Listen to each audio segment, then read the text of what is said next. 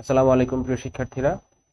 DMC স্টেশনের পক্ষ থেকে তোমাদের এসএসসি 25 ব্যাচের জন্য দ্বিতীয় ইংলিশ ক্লাসে স্বাগতম। আজকে আমরা যে টপিকটা পিক করেছি সেটা হলো রাইট ফর্মস অফ ভার্বস। আর তোমরা অবশ্যই জানো যে ভার্ব হলো একটা সেন্টেন্সের প্রাণ। তো ভার্ব যদি ঠিকঠাক না থাকে, সেন্টেন্সটা ঠিকঠাক থাকে না। আর ভার্ব নেই আমাদের যত সমস্যা, গত ক্লাসে আমরা প্যারাগ্রাফের টপিকটা কভার করেছি। সেটা নিয়ে যদি তোমাদের কোনো কোয়ারিজ বা প্রশ্ন থাকে, অবশ্যই অবশ্যই আমাদেরকে জিজ্ঞাসা করতে পারো। রাইট ফর্ম অফ ভার্বের ক্লাসটা আজকে আমি নেব খুব সংক্ষিপ্ত, কিন্তু আমি চেষ্টা করব তোমাদের কনসেপ্টটা ক্লিয়ার করে দেওয়ার। আমি তোমাদের গত ক্লাসে আমার কথা শুনে হয়তো বুঝতে পেরেছো যে আমাদের বাংলাদেশের ল্যাঙ্গুয়েজ লার্নিং সিস্টেমে কিছু ঘাটতি আছে। তো সেই ঘাটতিটা দূর করার জন্য শুধু গ্রামারের রুলস মুখস্থ করলে হয় না, আমাদের কিছু কনসেপ্ট ক্লিয়ার থাকতে হয়। তো আমি আজকের ক্লাসে সব রুলস তোমাদের পড়াচ্ছি না, তবে কিছু গুরুত্বপূর্ণ রুলস পড়াচ্ছি, এবং সবচেয়ে বড় যে বিষয়টা সেটা হলো তোমাদের টেন্স সম্পর্কে অনেক ক্লিয়ার একটা কনসেপ্ট দিয়ে দেওয়ার চেষ্টা করবো। এটা কোনো রুল না, এটা ধারণা। তুমি টেন্সটাকে নিজের মাথার মধ্যে যেন পিকচার করতে পারো, এই বিষয়টা আমি দেখার চেষ্টা করব আজকে। তো অবশ্যই অবশ্যই ক্লাসটা পুরোটা দেখবে, দেখলে ইনশাআল্লাহ টপিকটা নিয়ে আর কোনো ধরনের সমস্যা থাকবে না। তো চলো আমরা শুরু করি। আচ্ছা, right forms of verb depend করে তিনটা জিনিসের উপর। একটা হলো টেন্স, একটা নাম্বার, আর একটা হলো পার্সন। এখন কিভাবে ডিপেন্ড করে? যেমন যদি আমি বলি যে he writes a letter every day, he writes a letter every day. এখন দেখো, সে প্রতিদিন একটা করে লেটার লেখে। এই যে এভরি ডে দেওয়ার কারণে আমাদের এখানে ভার্বটা হয়েছে রাইটস। আচ্ছা, এখানে রাইট না হয়ে রাইটস কেন হয়েছে? কারণ এখানে হি আছে। হিটা থার্ড পারসন সিঙ্গুলার নাম্বার, সেজন্য এখানে ভার্বের সাথে একটা এস যুক্ত হয়েছে। এবং কেন এস যুক্ত হয়েছে? কারণ এই সেন্টেন্সটা প্রেজেন্ট ইনডিফিনিট টেন্সে আছে। তো নাম্বারের জন্য এখানে রাইটস হলো, তো নাম্বারের জন্য এখানে রাইটস হলো, আর এভরিডে হওয়ার কারণে এখানে রাইটস হলো। এটা number plus person. He singular number, third person. Number এবং পার্সন দুইটার কারণে এখানে রাইটস হলো। পাশাপাশি কিসের কারণে হলো? টেন্সের কারণে। নাম্বার এবং পার্সনের কারণে কিভাবে হয়, কখন কি হয়, এটা মূলত সহজ কথায় মুখস্থ করার বিষয়। কোন নাম্বারের জন্য, কোন পার্সনের জন্য, কোন কোন ফর্ম অফ ভার্বটা বসে, এটা হলো মুখস্থ করার বিষয়। ঠিক আছে, বাট এটা খুব কঠিন কিছু না, আমরা একটু পরেই দেখতে পাবো। দেখো, নাম্বার আর পার্সনের ক্ষেত্রে প্রথমে আছে আমাদের প্রথমে আছে আমাদের ফার্স্ট পার্সন। আচ্ছা, ফার্স্ট পার্সনের ক্ষেত্রে আচ্ছা আমরা অবশ্যই জেনে থাকবো এটা, যে ভার্ব দুই ধরনের হয়ে থাকে, প্রিন্সিপাল ভার্ব এবং অক্সিলিয়ারি ভার্ব। ঠিক আছে, প্রিন্সিপাল ভার্ব এগুলোকে আমরা লেক্সিক্যাল ভার্বও বলে থাকি। লেক্সিক্যাল ভার্ব বলতে এগুলোর বিভিন্ন রকম রূপ হয়। একই ভার্ব থেকে আমরা নাউন বানাতে পারি, প্রোনাউন বানাতে পারি, অ্যাডজেক্টিভ বানাতে পারি। ঠিক আছে, এগুলোর ডিকশনারি ভার্ব, এগুলোর নির্দিষ্ট মিনিং থাকে। আর অক্সিলিয়ারি ভার্ব যেগুলো, এগুলো নির্দিষ্ট কোনো মিনিং থাকে না। তোমরা যদি, এখন তো আমরা সাধারণত ডিকশনারি জানি না, দেখি না সেভাবে, আমরা এখন ডিজিটাল টেকনোলজির উপর অনেক নির্ভরশীল। বাট ডিকশনারি দেখার অভ্যাস যদি থাকে, তাহলে হয়তো খেয়াল করলে দেখবে যে অক্সিলিয়ারি ভার্ব যেগুলো আছে, এগুলোর নির্দিষ্ট মিনিং দেয়া নেই, মানে পাতার পর পাতা ভর্তি মিনিং। আর প্রিন্সিপাল ভার্ব যেগুলো আছে, এগুলোর নির্দিষ্ট মিনিং আছে, একটা দুইটা কি তিনটা মিনিং। ঠিক আছে, যেমন ধরো যে গ্যাস লাইট। গ্যাস লাইট মানে একটা হলো গ্যাস লাইট, আর একটা হলো ম্যানিপুলেট করা। ঠিক আছে, একটা হলো গ্যাস লাইট, একটা ম্যানিপুলেট করা। এটা একটা প্রিন্সিপাল ভার্ব, এটার নির্দিষ্ট ডিকশনারি মিনিং আছে। আচ্ছা, তো দেখো, ফার্স্ট পারসন সিঙ্গুলারের ক্ষেত্রে, প্লুরালের ক্ষেত্রে দুই রকম নিয়ম হয়। ঠিক আছে, আচ্ছা, প্রথমত আমরা যে জিনিসটা দেখবো সেটা হলো যে প্রিন্সিপাল ভার্বের ক্ষেত্রে প্রিন্সিপাল ভার্বের ক্ষেত্রে শুধুমাত্র থার্ড পারসন সিঙ্গুলার ক্ষেত্রে এস বা ইএস যুক্ত ফর্মটা আমরা ব্যবহার করতে পারবো। এছাড়া কখনোই এস বা ইএস যুক্ত ফর্মটা আমরা কোথাও কোনো পার্সনের সাথে ব্যবহার করতে পারবো না। তো প্রিন্সিপাল ভার্বের ক্ষেত্রে মুখস্থ করার বিষয় তাহলে এই একটাই, যে থার্ড পারসন সিঙ্গুলার নাম্বারের ক্ষেত্রে কেবল আমরা ভার্বের সাথে এস বা ইএস যুক্ত করতে পারবো। আর যদি অন্য কোনো ভার্ব হয়ে থাকে, অন্য কোনো পার্সন বা নাম্বার হয়ে থাকে, সেক্ষেত্রে আমাদের অলওয়েজ বেস ফর্ম হয়। যেমন I play football, you play football, they play football, ঠিক আছে? কিন্তু he plays football, Messi plays football, Ronaldo plays football. কখনো এমন হবে না রোনাল্ডো প্লে ফুটবল কিংবা উই প্লেস ফুটবল। আচ্ছা, অক্সিলিয়ারি ভার্বের বিষয়টা, এটা আমি বলেছি যে মুখস্থ করতে হয়, বাট এটা আসলে আমরা অনেক দিন ধরে ইংলিশ ইউজ করতে করতে, তোমরা যেহেতু এসএসসি লেভেলের আছো, আমরা অনেক দিন ধরে ইংরেজি ব্যবহার করতে করতে আমরা আসলে এখন অভ্যস্ত হয়ে গেছি। বিশেষ করে এখন যেহেতু সোশ্যাল মিডিয়ার যুগ, আমরা হরহামেশা ইংরেজি ভাষা ব্যবহার করে থাকি। সেজন্য আমাদের এই জিনিসগুলো মুখস্থ করতেও বেগ পেতে হবে না, যে ফার্স্ট পারসন সিঙ্গুলারের ক্ষেত্রে প্রাইমারি অক্সিলিয়ারি ভার্ব যেগুলো আছে। আচ্ছা, প্রাইমারি অক্সিলিয়ারি ভার্ব কোনগুলো সেগুলো আমি পরে আসছি। আচ্ছা, প্রাইমারি অক্সিলিয়ারি ভার্বের ক্ষেত্রে অ্যাম, ওয়াজ এবং হ্যাজ হয়, এর বাইরে অন্য কিছু হয় না। ফার্স্ট পারসন প্লুরালের ক্ষেত্রে আর, ওয়্যার, হ্যাভ। তারপর সেকেন্ড পারসনের ক্ষেত্রে আর, ওয়্যার, হ্যাভ। সেকেন্ড পারসন দুইটার ক্ষেত্রেই সেম। আচ্ছা, থার্ড পারসনের ক্ষেত্রে কি? Is, was, has. আর প্লুরালের ক্ষেত্রে আর, ওয়্যার, হ্যাভ। তার মানে দেখা যাচ্ছে আলাদা বলতে গেলে এটা আর এটা, ঠিক আছে? তাও আলাদা শুধুমাত্র একটা অক্সিলিয়ারি ভার্ব, এম। আচ্ছা, এখন প্রাইমারি কি, সেকেন্ডারি, প্রাইমারি কি আর মোডাল অক্সিলিয়ারি কি সেটা আমি বলি। প্রাইমারি অক্সিলিয়ারি ভার্ব হলো যে অক্সিলিয়ারি ভার্বগুলো একই সাথে তারা একই বাক্যে অক্সিলিয়ারি ভার্ব হিসেবে ইউজ হতে পারে, অন্য একটা বাক্যে প্রিন্সিপাল ভার্ব হিসেবে ইউজ হতে পারে। যেমন ধরো বললাম যে I am a boy, I am a boy, এখানে এমটা হলো প্রিন্সিপাল ভার্ব। আর যদি বলি যে, ধরো বললাম I am dying, I am dying, এখানে এমটা হলো আমাদের অক্সিলিয়ারি ভার্ব, ডাইংটা হলো প্রিন্সিপাল ভার্ব। এমটা হলো এখানে অক্সিলিয়ারি, এখানে প্রিন্সিপাল। ঠিক আছে? এই ধরনের ভার্ব যেগুলো আছে, যেগুলো বাক্যের মধ্যে অক্সিলিয়ারি হিসেবে ব্যবহৃত হতে পারে, আবার প্রিন্সিপাল হিসেবেও ব্যবহৃত হতে পারে, এগুলো হলো প্রাইমারি অক্সিলিয়ারি ভার্ব। আর অন্য যেগুলো আছে সেটা হলো মোডাল অক্সিলিয়ারি। মোডাল অক্সিলিয়ারি এরা কখনোই প্রাইমারি তোমার প্রিন্সিপাল ভার্ব হিসেবে বাক্যের মধ্যে ব্যবহার হতে পারে না। আচ্ছা, এগুলো অনেক ডিটেইলড আলোচনা, এগুলো আমরা এখন না যাই। তো নাম্বার আর পার্সনের ওপর নাম্বার আর পার্সনের ওপর রাইট ফর্মস অফ ভার্ব কিভাবে ডিপেন্ড করে, এটা আমরা বুঝতে পারছি যে সিঙ্গুলার প্লুরালের ক্ষেত্রে এক এক রকম হয়, ঠিক আছে? থার্ড পারসন সিঙ্গুলার ক্ষেত্রে একরকম হয়, বাকিগুলোর ক্ষেত্রে অন্যরকম হয়। আবার অক্সিলিয়ারির জন্য এখানে একরকম হয়, এখানে একরকম হয়, ওখানে একরকম হয়। এবার দেখি আমরা যে টেন্সের উপর কিভাবে right forms of verb depend করে। টেন্স যখন আমরা পড়ি, আমরা সাধারণত মুখস্থ করি যে যেখানে রেগুলার কোনো অ্যাক্টিভিটি, দৈনন্দিন কাজ বোঝায় সেটা প্রেজেন্ট ইনডিফিনিট টেন্স। যেখানে একটা কাজ এই মুহূর্তে হচ্ছে, এটা বোঝালে প্রেজেন্ট কন্টিনিউয়াস টেন্স। একটা কাজ আমি আগামীতে করব, সেটা ফিউচার ইনডিফিনিট টেন্স। আগামীতে করে শেষ হয়ে যাবে, সেটা ফিউচার পারফেক্ট টেন্স। আবার অতীতে অনেক আগে একটা কাজ হয়ে গেছে, এটা পাস্ট টেন্স। আবার অনেক আগে একটা কাজ নির্দিষ্ট একটা সময় চলছিল, সেটা পাস্ট কন্টিনিউয়াস টেন্স। এভাবে আমরা মুখস্থ করে থাকি। এর ফলে কি হয়, যখন আমরা একটা সেন্টেন্সে একই সাথে কয়েক ধরনের টেন্স কম্বাইন করে লিখি, তখন আমাদের রুল মুখস্থ করে সেটা অ্যাপ্লাই করতে অনেক কষ্ট হয়। ঠিক আছে? যেমন বিফোর আর আফটারের একটা এক্সাম্পল যদি দেই, যে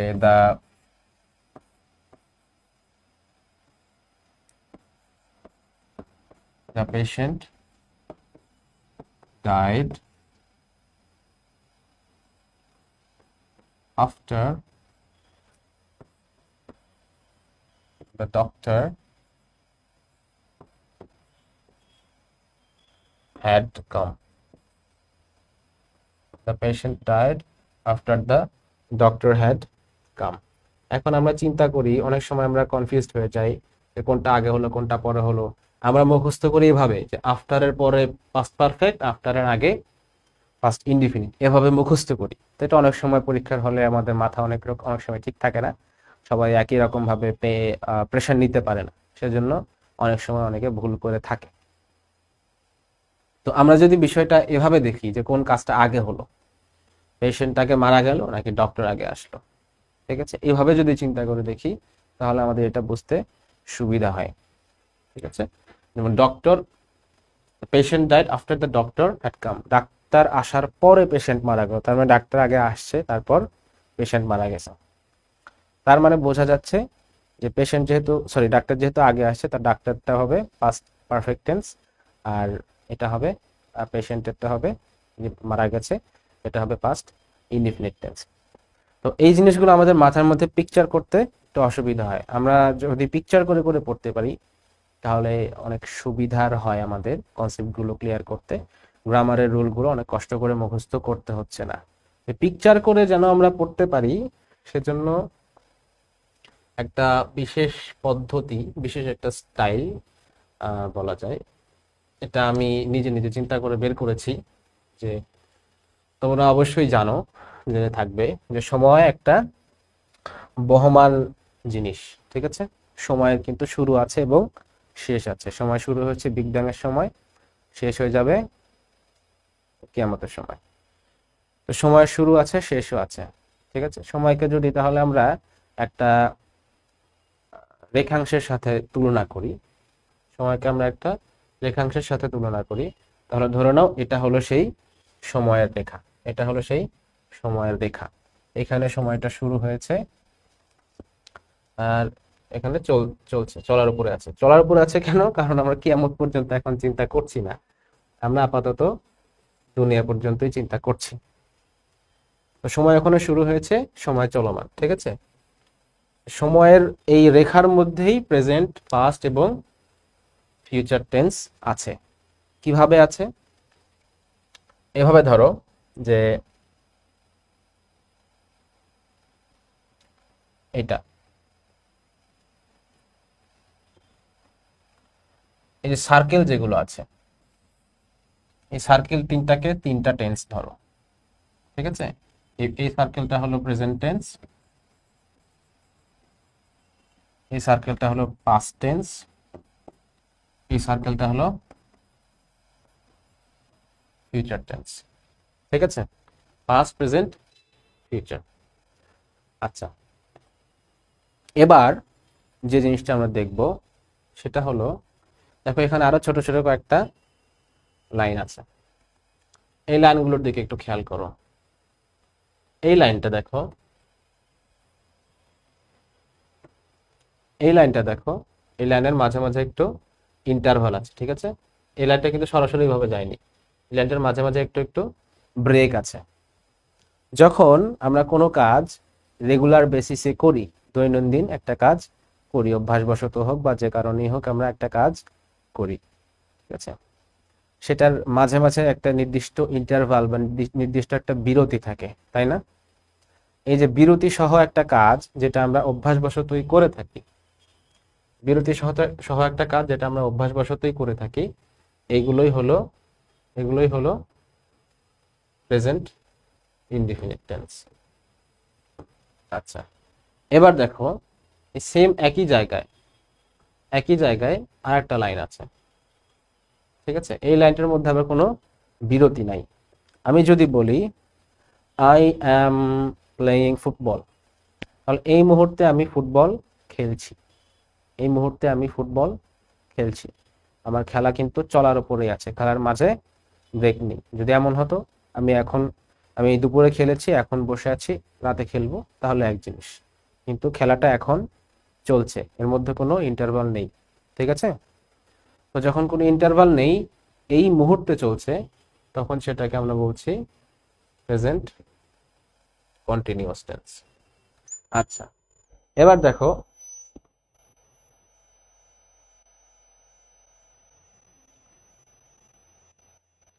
একটা কাজ অতীতে শুরু হয়েছে, ধরো এই নির্দিষ্ট এই জায়গাটায় একটা কাজ শুরু হয়েছে, সেই কাজটা চলতে চলতে চলতে চলতে চলতে চলতে চলতে চলতে বর্তমান পর্যন্ত এসেছে। ঠিক আছে, বর্তমান পর্যন্ত একটা কাজ এসেছে, সেই কাজটা এখনো চলার উপরেই আছে। এই যে এখানে শুরু হয়েছে, এই আমাদের প্রেজেন্ট টেন্স, এই কাজটা চলছে এবং চলার উপরেই আছে এবং বোঝা যাচ্ছে যে ভবিষ্যৎ পর্যন্ত চলবে। এটাকে আমরা বলবো present perfect continuous tense. Present perfect continuous tense. আচ্ছা, এবার দেখো একটা কাজ এটা অতীতে হয়েছে, দেখো এটাকে আমরা বলেছিলাম, এই সার্কেলটাকে বলেছিলাম পাস্ট টেন্স, এই সার্কেলটাকে বলেছি প্রেজেন্ট টেন্স। এই প্রেজেন্ট এবং পাস্টের মাঝখানে একটা কাজ হয়েছে, সেই কাজটার ফলাফল এখনো বিদ্যমান আছে, এই মাত্র করলাম, এরকম যদি হয় সেক্ষেত্রে এটাকে আমরা বলি present perfect tense. Present perfect টেন্সের বাংলা তোমরা অনেকেই জানো, পুরা ঘটিত বর্তমান। পুরা ঘটিত। আচ্ছা, এই পুরা ঘটিত শব্দটার সাথে আসলে যে মিলটা আছে এটা হলো পুরাতন। পুরা ঘটিতর এই পুরার সাথে মিল আছে হলো পুরাতন, মানে আগে হয়ে গেছে কিন্তু এখনো তার ফলাফল আছে। ঠিক আছে, বাট আমরা এভাবে মনে রাখবো না, আমরা সহজে মনে রাখবো এভাবে কি, যে পুরাটা ঘটে গেছে, বর্তমানেরই একটা কাজ অতি একটু আগে পুরোটা ঘটে গেছে, এখনো তার ফলাফল আছে, এগুলোকে আমরা বলছি পুরা ঘটিত। পুরা ঘটিত বর্তমান। আচ্ছা দেখো, প্রেজেন্ট টেন্স গেল, এবার দেখো পাস্ট টেন্স। এই সার্কেলটাকে আমরা বলেছিলাম পাস্ট টেন্স। ঠিক আছে, এই পয়েন্টে একটা কাজ যখন ঘটবে, ঠিক এই মুহূর্তে একটা কাজ ঘটেছে, মানে ঘটেছিল, ঠিক আছে ঘটেছিল, ওটার আর প্রভাব বিদ্যমান নেই, ওই একটা সময় ঘটেছে আর ঘটেনি কখনো, তাহলে এটা হবে পাস্ট ইনডিফিনিট টেন্স। কিন্তু অতীতে কিছু সময় ধরে একটা কাজ চলছিল, যেমন এরকম, এই যে রেখাটা এর মাঝে কোনো ইন্টারভ্যাল নেই, একটা কাজ এখানে শুরু হলো, এখানে চলার উপরেই আছে, এটা এটা হবে তখন কি, এটা হবে পাস্ট কন্টিনিউয়াস টেন্স। আর অতীতে একটা নির্দিষ্ট সময়ের আগে, ধরো এই সময়ের আগে এইখানে একটা কাজ শুরু হলো, সেই কাজটা চলতে চলতে চলতে চলতে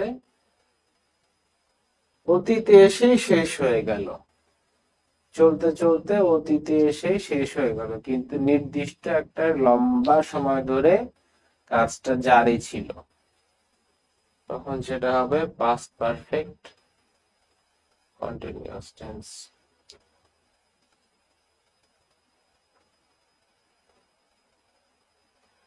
আচ্ছা, আর অতীতে একটা কাজের আগে আর একটা কাজ যখন হয়, একটা কাজের আগে আর একটা কাজ যখন হয়, তখন আগের কাজটাকে আমরা বলি past perfect tense. Past perfect tense. পারফেক্টের বাংলা বলেছিলাম পুরা ঘটিত। অতীতে দুইটা কাজ ঘটলো, ধরো ডাক্তার আসার আগেই রোগী মারা গেল, ডাক্তার আসছেও অতীতে, রোগীও মারা গেল অতীতে, কিন্তু রোগী মারা গেল আগে, আমরা রোগীর মারা যাওয়াটা হবে পাস্ট পারফেক্ট টেন্স, আর ডাক্তার আসারটা হবে পাস্ট ইনডিফিনিট টেন্স। আচ্ছা এবার দেখো, future perfect tense, sorry future tense. Future টেন্সের ক্ষেত্রে বিষয়টা এমন, ভবিষ্যতের নির্দিষ্ট একটা সময় একটা কাজ একবারই ঘটবে, একটা কাজ একবারই ঘটবে, এটা হবে হলো ফিউচার ইনডিফিনিট টেন্স। ঠিক আছে, ফিউচার ইনডিফিনিট টেন্স। আচ্ছা, ফিউচারে একটা কাজ একটা লম্বা সময় ধরে চলেছে, এটা হবে ফিউচার কন্টিনিউয়াস টেন্স। আচ্ছা, একটা কাজ ভবিষ্যতে হয়ে থাকবে, ভবিষ্যতে একটা কাজ কমপ্লিট হয়ে থাকবে, ঠিক আছে? ভবিষ্যতে একটা কাজ হয়ে, মনে করো এখানে একটা জায়গায় শুরু হয়ে এখানে শেষ হয়ে গেল, ঠিক আছে, কমপ্লিট হয়ে থাকবে, তখন এটা হবে ফিউচার পারফেক্ট টেন্স।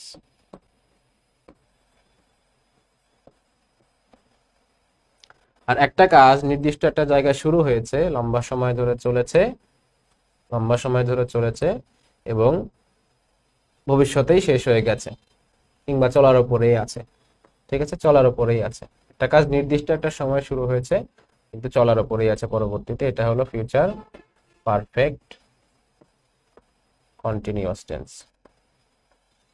আচ্ছা, যে জিনিসটা আমাদেরকে নোটিস করতে হবে সেটা হলো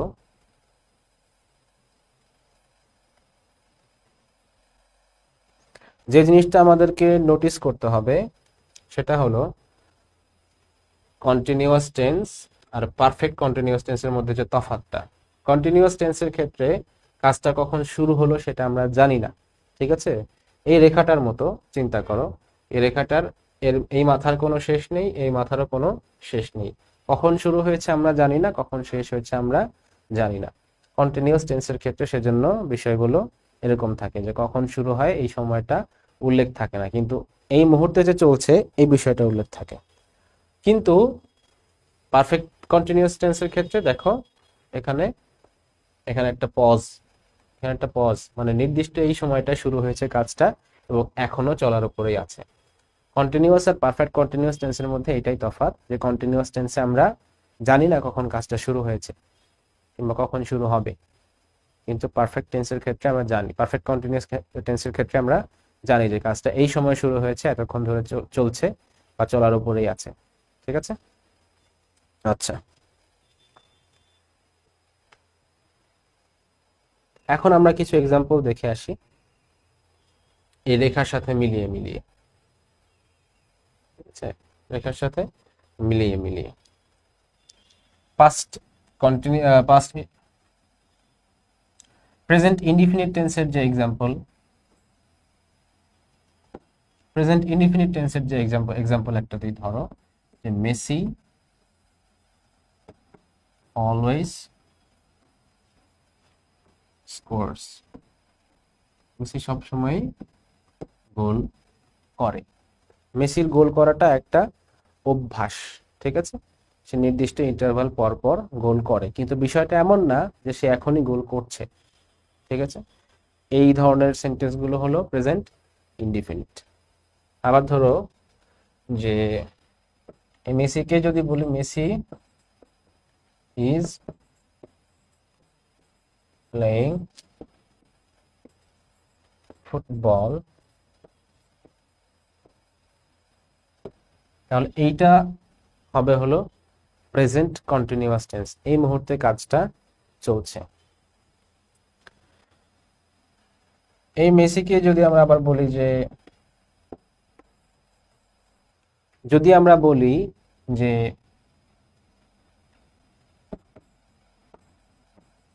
I have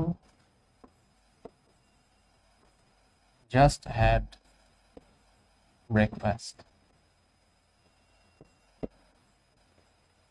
আমি মাত্রই ব্রেকফাস্ট খেয়েছি, মাত্রই ব্রেকফাস্ট খেয়েছি। তাহলে এই মাত্র আমি ব্রেকফাস্ট খেয়েছি এবং আমি যে খেয়েছি তার এফেক্ট এখনো পর্যন্ত বিদ্যমান আছে, ঠিক আছে? অতীতের ঘটনা যেটার ফলাফল এখন পর্যন্ত বর্তমান পর্যন্ত বিদ্যমান আছে সেটা হলো প্রেজেন্ট পারফেক্ট টেন্স। আচ্ছা, এবার যদি বলি আমি যে I have been our, I have been reading for an hour, দেখো আমি 1 ঘন্টা আগে পড়া শুরু করেছি, ঠিক আছে? ধরো 1 ঘন্টা আগে এই সময়টা আমি পড়া শুরু করেছি কিন্তু আমার পড়া এখনো চলার উপরেই আছে। অ্যারো চিহ্ন যখন দিব আমরা তখন বোঝা যাবে যে কাজটা চলার উপরেই আছে। তাহলে নির্দিষ্ট একটা সময়ে আমি পড়া শুরু করেছি কিন্তু কাজটা এখনো চলার উপরেই আছে, এসব ক্ষেত্রে যেটা হয় সেটা হয় হলো পারফেক্ট কন্টিনিউয়াস, ঠিক আছে, পারফেক্ট কন্টিনিউয়াস। আচ্ছা, তো আমাদের প্রেজেন্ট টেন্স গেল। এখানে সবচেয়ে কমপ্লেক্স যে বিষয়টা আমাদের কাছে লাগে সেটা হলো,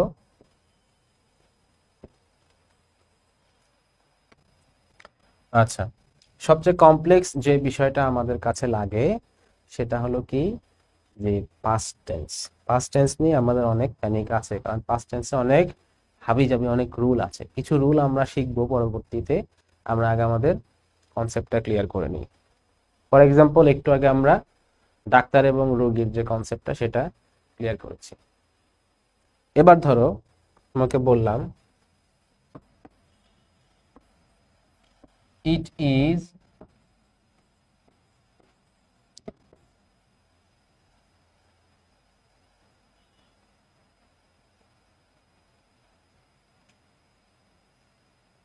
আচ্ছা, দেখো, it is many years since I came to Dhaka. Is হলো আমাদের প্রেজেন্ট টেন্স। আচ্ছা, ম্যানি ইয়ার্স আগে হয়েছে না আমি আগে ঢাকায় এসেছি? তোমরা চিন্তা করো, অবশ্যই চিন্তা করে বুঝতে পারছো যে আগে আমি ঢাকায় এসেছি, তারপর ম্যানি ইয়ার্স অনেক বছর হয়েছে। যেহেতু আগে ঢাকায় এসেছি, তার মানে অবশ্যই অবশ্যই ঢাকায় আসার কাজটা, এই কাম, এই ভার্বটা অবশ্যই অবশ্যই এই প্রেজেন্টের আগে হবে। ঠিক আছে, এখানে যদি ম্যানি ইয়ার্স কমপ্লিট হয়, তার মানে ঢাকায় আসাটা হবে আরো আগের কাজ। তাহলে এরকম যদি একটা সেন্টেন্স তোমাদের দেয়া থাকে, এরকম একটা সেন্টেন্স দেয়া থাকলো, এখানে কাম দিয়ে ব্র্যাকেট দিয়ে দিল যে রাইট ফর্মটা লেখো, তখন আমরা যেটা লিখবো, কেম টু ঢাকা। আচ্ছা, কিন্তু এরকম না হয়ে যদি এরকম হয় যে it was many years since I, ব্র্যাকেটে দিয়ে দিল কাম, তখন আমরা যেটা লিখব, তখন এটাকে আমরা লিখব হ্যাড কাম। কেন হ্যাড কাম লিখব? কারণ আমি বলেছিলাম যে অতীতে নির্দিষ্ট একটা পয়েন্টে একটা কাজ হয়েছে, তারও আগে আরো একটা কাজ হয়েছে, তার আগে যে আর একটা কাজ হয়েছে সেটা হলো পাস্ট পাস্ট পারফেক্ট টেন্স। আগের কাজটা পাস্ট পারফেক্ট টেন্স, পরেরটা পাস্ট ইনডিফিনিট টেন্স। এখানে দুইটাই অতীতের কাজ, ওয়াজটাও অতীতের কাজ আর কামটাও অতীতের কাজ, কিন্তু ঢাকায় আসার কাজটা আমার আগে হয়েছে, আর ম্যানি ইয়ার্স যেটা হয়েছে সেটা পরে হয়েছে। ঠিক আছে, সেজন্য আমার আসার কাজটা হলো হ্যাড কাম, মানে পারফেক্ট পাস্ট পারফেক্ট টেন্স, আর ওয়াজটা হলো past indefinite tense.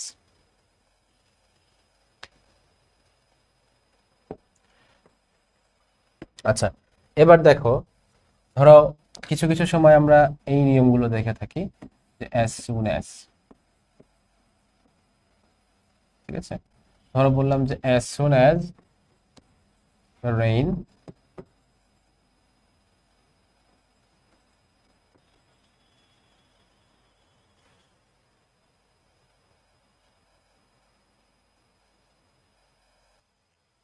as soon as the rain stopped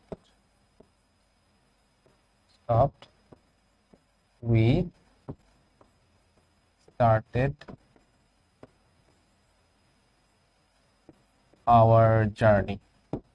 as soon as the rain stopped we started our journey। এখন দেখো, এখানে কিন্তু বিষয়টা এমন হয় নাই যে একটা কাজ আগে ঘটছে একটা কাজ পরে ঘটছে, এখানে দুইটা কাজ পাশাপাশি হয়েছে। বৃষ্টিটা থেমে গেছে, সাথে সাথে আমরা চলা শুরু করছি। ঠিক আছে, এরকম ক্ষেত্রে কি হবে? এরকম ক্ষেত্রে যদি এখানে পাস্ট ইনডিফিনিট থাকে, এখানে যদি পাস্ট ইনডিফিনিট থাকে, সরি, এখানে হবে তখন পাস্ট ইনডিফিনিট। এখানে যে টেন্স থাকবে এখানেও সেম টেন্স হবে, কারণ অ্যাজ সুন অ্যাজ আমরা যখন ইউজ করি তখন আমরা এমনটা বোঝাই যে দুইটা কাজ পাশাপাশি হয়েছে। ঠিক আছে, আমি এখন যদি বলি as soon as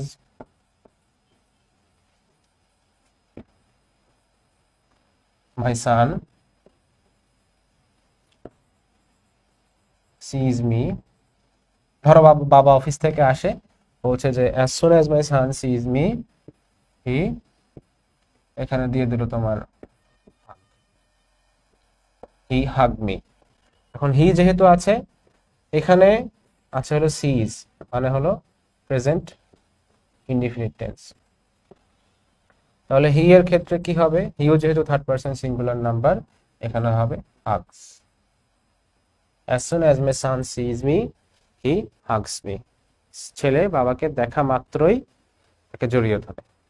ঠিক আছে, এখানে দুইটা কাজ সাইমালটেনিয়াসলি একসাথে হচ্ছে। ঠিক আছে, আচ্ছা।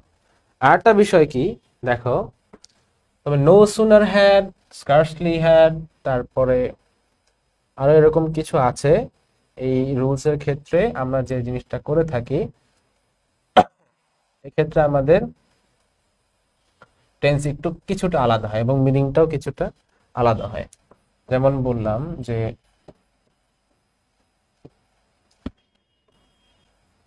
No sooner had I saw him, no sooner had I saw him then I ran away। তাকে দেখা দেখা মাত্রই, দেখেই আমি দৌড় দিলাম। তাকে দেখলাম, দেখার কাজটা আমি আগে করলাম।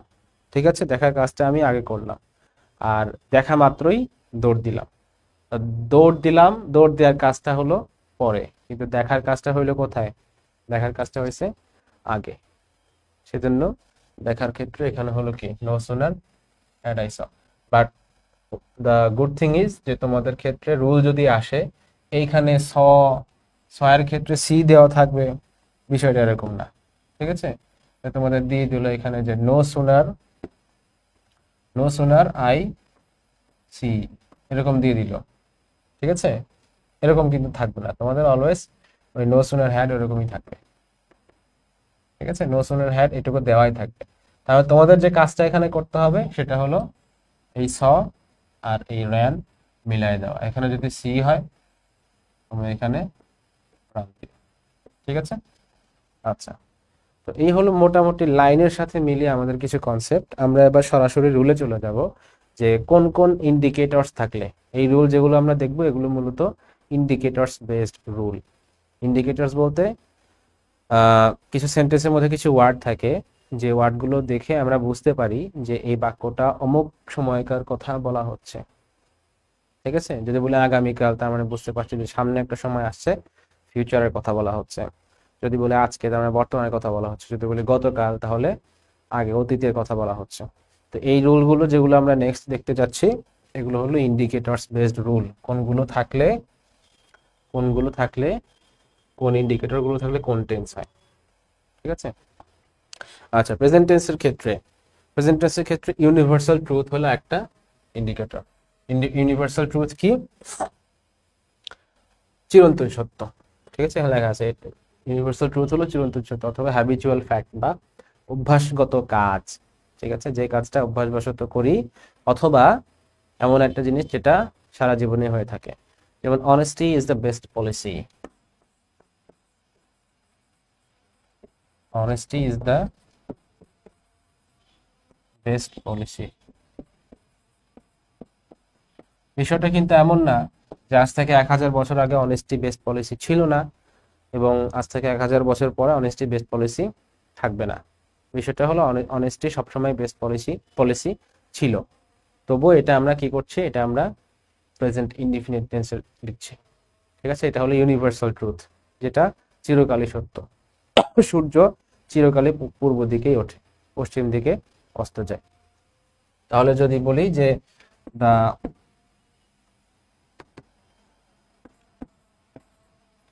sun rises in the east,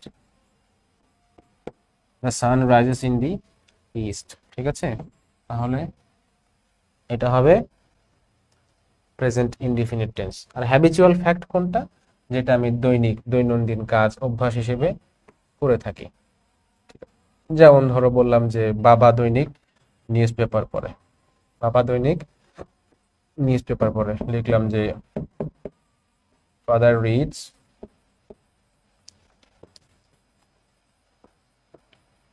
news paper everyday. তাহলে বাবা যেহেতু প্রত্যেকদিন নিউজ পেপার পড়ে, এটা একটা অভ্যাস, বাবার একটা অভ্যাস। এই অভ্যাসগত কাজ যেগুলো আছে এগুলোর ক্ষেত্রে আমরা প্রেজেন্ট ইনডিফিনিট টেন্স ইউজ করে থাকি। আচ্ছা, এখন কখন তোমরা বুঝতে পারবা যে প্রেজেন্ট ইনডিফিনিট টেন্স হয়েছে? কোন জিনিসটা দেওয়া থাকলে তুমি বুঝবা যে এটা প্রেজেন্ট ইনডিফিনিট টেন্স? ধরো তোমাকে বললাম যে আই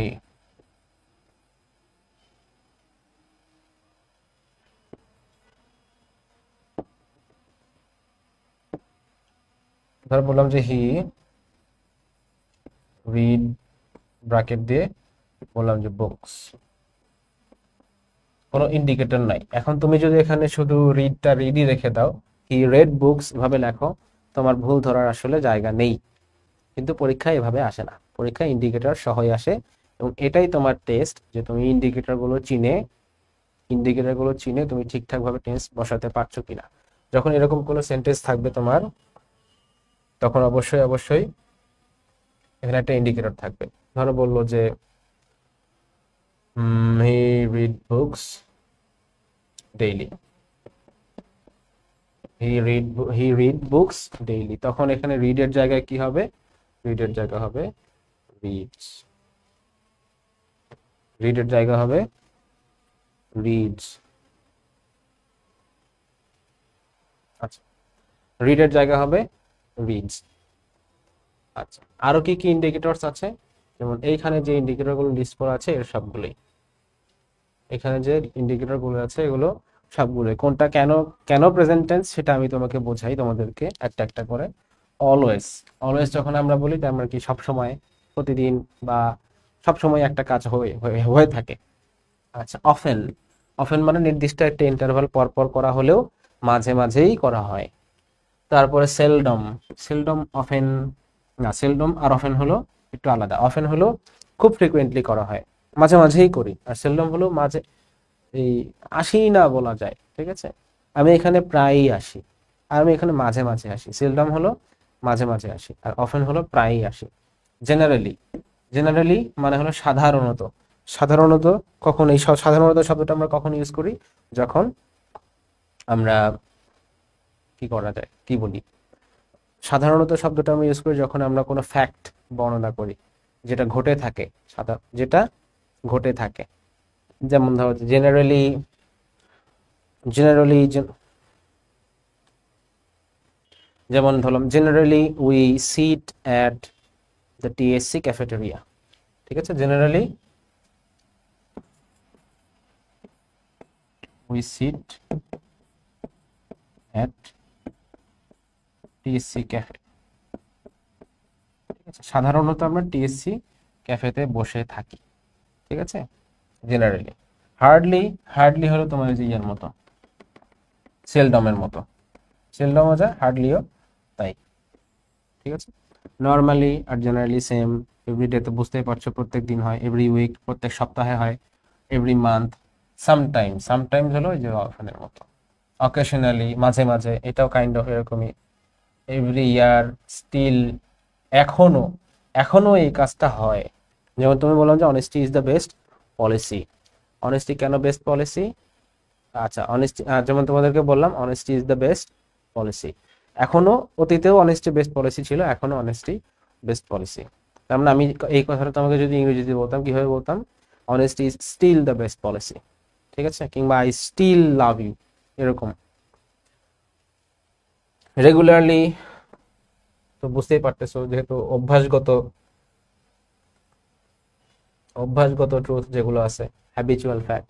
এভরি টাইম প্রত্যেক সময়, ডেইলি প্রতিদিন, ইউজুয়ালি সাধারণত।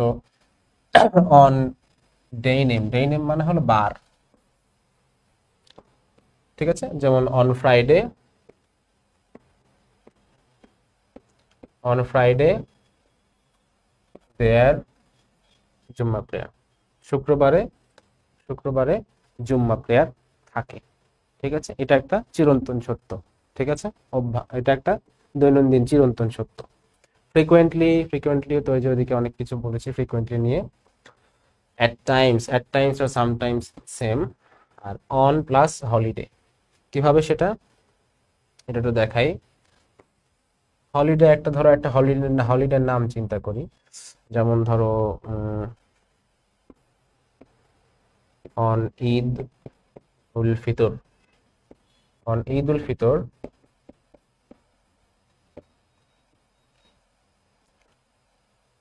we go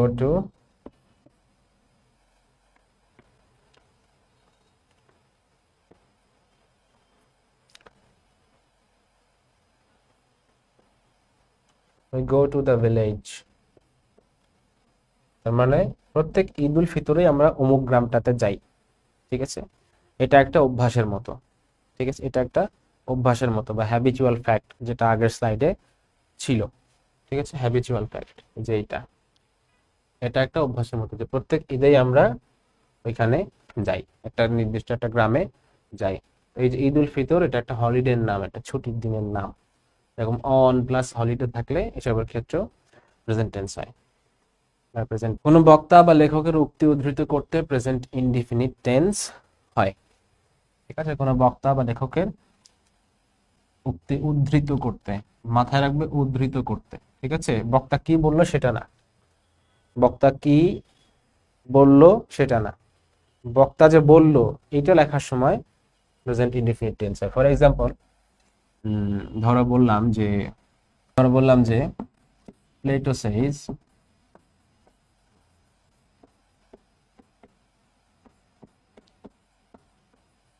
no thyself। Plato বলেন নিজেকে জানো। প্লেটো কি এখন বেঁচে আছে?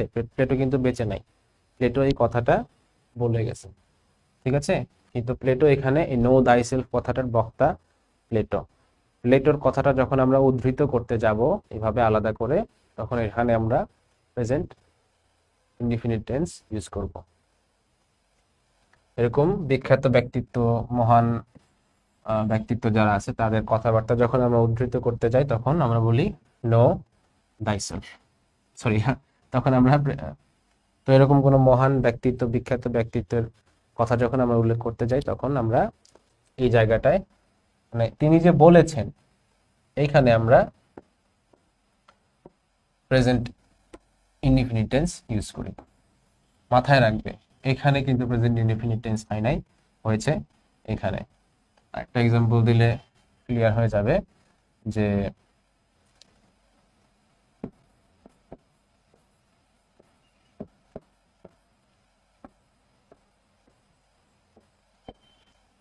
Angelo Sage we will rise. আচ্ছা, এটা আমার বলা যায় যে একটু একটু বানানোই বিষয়টা, এটা একটা কবিতার লাইন, আমি একটু মডিফাই করে দিচ্ছি। মায়া অ্যাঞ্জেলো একটা এক কবি, তোমাদের বইয়ে সম্ভবত ওনার কবিতা আছে। Angelo Sage we will rise. এখন অ্যাঞ্জেলো যখন বলল যে উই উইল রাইজ, এখানে কিন্তু উইল রাইজটা কিন্তু ফিউচার ইনডিফিনিট টেন্সেই আছে, কিন্তু অ্যাঞ্জেলো যে বলল এটা যখন আমি বলতেছি যে অ্যাঞ্জেলো এটা বলছে, তখন আমি এখানে প্রেজেন্ট ইনডিফিনিট টেন্স ইউজ করি। মানে বক্তা যে একটা কথা বলছে এটা বোঝানোর জন্য প্রেজেন্ট ইনডিফিনিট টেন্স ইউজ করব, কিন্তু বক্তা কি বলেছে সেটা বক্তা যা বলেছে তাই লিখবো, সেখানে প্রেজেন্ট হোক, পাস্ট হোক, ফিউচার হোক, যাই হোক।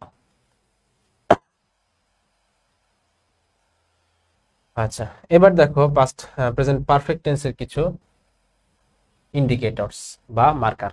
ঠিক আছে, এই জিনিসগুলো যখন থাকে কোনো সেন্টেন্সে তখন আমরা ধরে নিব সেটা প্রেজেন্ট পারফেক্ট টেন্স। তোমাদের মনে আছে কিনা যে একটা কাজ অতীতে হয়ে গেছে কিন্তু ফলাফল এখনো বিদ্যমান, ফলাফল এখনো বিদ্যমান। এসব ক্ষেত্রে আমরা যে কাজটা করি যে আমরা সেটাকে বলি প্রেজেন্ট পারফেক্ট টেন্স। তাহলে যখন আমরা just now, lately, recently, never, ever, এতক্ষণ পর্যন্ত, এতদিন পর্যন্ত, আজ পর্যন্ত আমি তোমার গায়ে কখনো হাত তুলিনি, বলে না? অনেক সময় অনেক বাবা দেখা যায় যে অনেক বাবা মা এরকম বলে থাকেন, কখনো ছেলের মেয়ের গায়ে হাত তোলে না, বলে, আজ পর্যন্ত তোমার গায়ে কখনো হাত তুলিনি। ঠিক আছে, বলে না, I have never ever lay I have never ever laid my hand on you. ঠিক আছে, এগুলো বলে। তো এইসব ক্ষেত্রে সবসময় প্রেজেন্ট পারফেক্ট টেন্স হয়। এটার আর নতুন করে দেখার কিছু নাই আসলে। তাও আমরা একটা এক্সাম্পল দিয়ে দেখি, যে ইয়েট, ইয়েটের এক্সাম্পলটা দেখি। বললাম যে I am not ready yet, I am not ready yet, আমি এখনো রেডি না। ঠিক আছে, আমি এখনো রেডি না। রেডি আমি আগেও ছিলাম না, কিন্তু এখনো আমি রেডি না। ওই যে আগে রেডি ছিলাম না, তার ফলাফল এখন পর্যন্ত বর্তমানে। ঠিক আছে, ইয়েট মানে হলো এখনো না, তখনও না, এরকম বোঝানোর জন্য। ঠিক আছে, এই জন্য I am not ready yet, এটা হবে প্রেজেন্ট পারফেক্ট টেন্স। এখানেও একটু ভুল লেখা আছে, পারফেক্ট টেন্স হবে। সংঘটিত কোনো কাজ অতীতে শুরু হয়ে বর্তমান সময়ে চলছে বোঝালে প্রেজেন্ট পারফেক্ট টেন্স হয়। অনেক কিছু মুখস্থ করার বিষয় পারফেক্ট কন্টিনিউয়াস হয়। অনেক কিছু মুখস্থ করার বিষয় আমরা এত কিছু দেখতেছি না, আমরা জাস্ট দেখবো যে জিনিসটা লাইনের একটা অংশ বিশেষ দেখি। আমরা সেই লাইনটা যেটা আমরা প্রথমেই দ্বিতীয় স্লাইডে দেখছিলাম, সেখানে ধরো যে এটা প্রেজেন্ট টাইম। ঠিক আছে, একটা কাজ এই সময় শুরু হলো, শুরু হয়ে চলতে চলতে চলতে চলতে এখনো চলার উপরেই আছে। নির্দিষ্ট একটা সময় যদি উল্লেখ থাকে যে অমুক সময় কাজটা শুরু হলো, তখন সেটা হয়ে যায় প্রেজেন্ট পারফেক্ট টেন্স। আমরা তখন এক্সাম্পল দেখেছিলাম। ঠিক আছে, তাও আমরা এক্সাম্পল দেখে নেব, যে আই অ্যাম রিডিং বুকস, আমি বই পড়ছি, কিন্তু কখন বই পড়া শুরু করেছি আমি বলিনি। এটা হবে তখন প্রেজেন্ট কন্টিনিউয়াস টেন্স। কিন্তু I have bin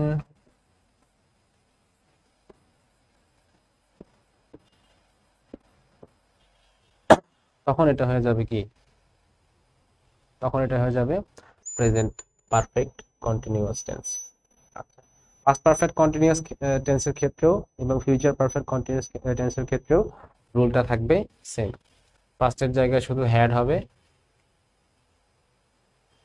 R future perfect কন্টিনিউয়াসের ক্ষেত্রে উইল হ্যাভ বিন বা শ্যাল হ্যাভ বিন। তোমরা উইলই ইউজ করো, তো শ্যাল টেল ইউজ করা আসলে দরকার নেই। শ্যালটা হলো ব্রিটিশ ইংলিশ, উইলটা আমেরিকান ইংলিশ। পাস্ট টেন্স, অতীতের কোনো স্বাভাবিক ঘটনা বা বাক্যে অতীত সময় উল্লেখ থাকলে পাস্ট ইনডিফিনিট টেন্স হয়। তো এটা হলো একটা সেই সময়ের রেখা।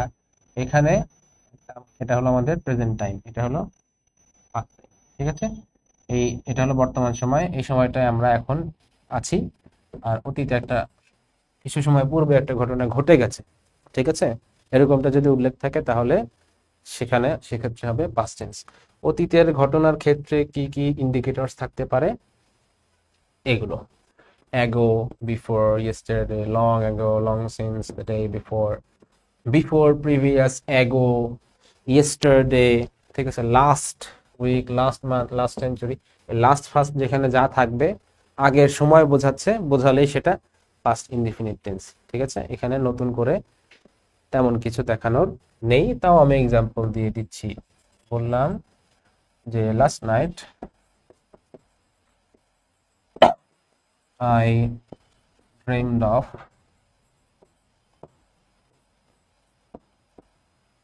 সান পেদ্রো, একটা দ্বীপের নাম।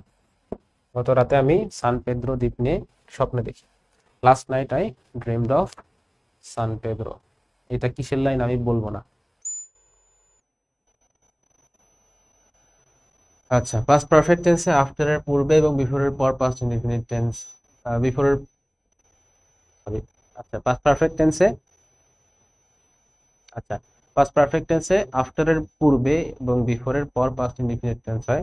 অর্থাৎ আফটার এর পরে এবং বিফোর এর আগে পাস্ট পারফেক্ট টেন্স হয়।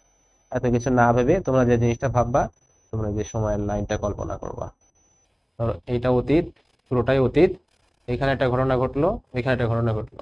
পারফেক্টের নাম বলছিলাম কি, পুরা ঘটিত মানে পুরাটা ঘটে গেছে, পুরা মানে মূলত পুরাতন, আগে ঘটে গেছে এমনটা বোঝানোর জন্য। ঠিক আছে, তাহলে ডাক্তার আসার পূর্বে রোগী মারা গেল, এরকমটা যদি হয় তাহলে কে আগে মানে কোন ঘটনাটা আগে ঘটলো, মারা যাওয়ার ঘটনাটা আগে ঘটলো। সেক্ষেত্রে আমরা বলবো কি যে ওই রোগী মারা যাওয়ার ঘটনাটা এটা হবে পাস্ট পারফেক্ট টেন্স, এটা হবে পাস্ট পারফেক্ট টেন্স। আর এটা হবে ডাক্তার আসলো, এটা হবে পাস্ট ইনডিফিনিট টেন্স। আচ্ছা, এই সবগুলো রোলই আমরা একটু আগে এক্সাম্পল আকারে দেখেছি, তবুও আমি কিছু এক্সাম্পল তোমাদেরকে দেব।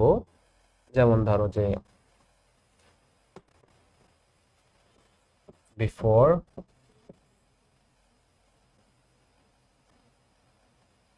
উই লেফট, আমরা বের হওয়ার আগেই, আমরা স্থান ত্যাগ করার আগেই বৃষ্টি থেমে গেল, বৃষ্টি আগে থামছে, তাই হ্যাড স্টপড। আর হ্যাড স্টপ বা হ্যাভ, হ্যাজ, হ্যাড এগুলো যখন থাকে তখন তখন কি হয়, পুরা ঘটিত বা পারফেক্ট টেন্স হয়। আর লেফট, লেফটটা আমরা আমাদের পরে ঘটে, কারণ আমরা পরে স্থান ত্যাগ করার কাজটা আমরা পরে করছি, সেজন্য এটা হবে past indefinite tense.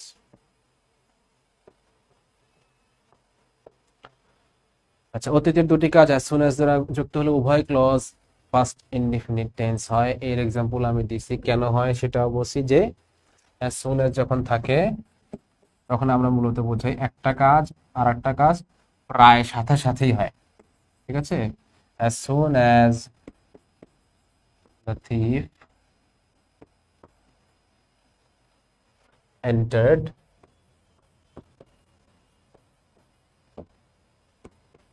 I saw him, চোরটা ঢোকার সাথে সাথে আমি দেখে ফেললাম, চোরও ঢুকলো আমি দেখে ফেললাম একই সময় কিন্তু। ঠিক আছে, চোর ঢুকলো আমি দেখে ফেললাম, এমন না যে চোর ঢুকছে 5 মিনিট পরে আমি দেখছি, মানে চোর ঢুকতেছে এটা আমি দেখতেছি, সে ঢোকার মাত্রই আমি দেখে ফেললাম, এমন না যে সে আসছে দরজা দাঁড়াচ্ছে আমি তাকায় এসে কিন্তু দেখতেছি না, এরকম না বিষয়টা। চোর ঢুকছে, ঢুকছে, ঢোকার পরে তাকে আমি দেখে ফেলছি।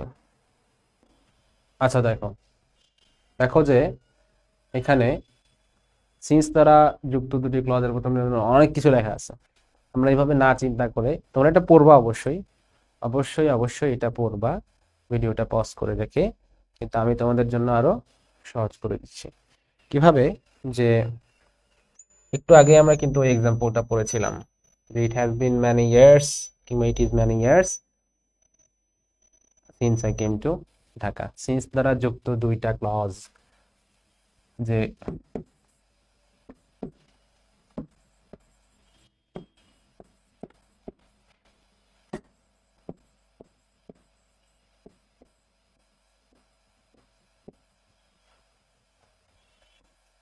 it has been many years since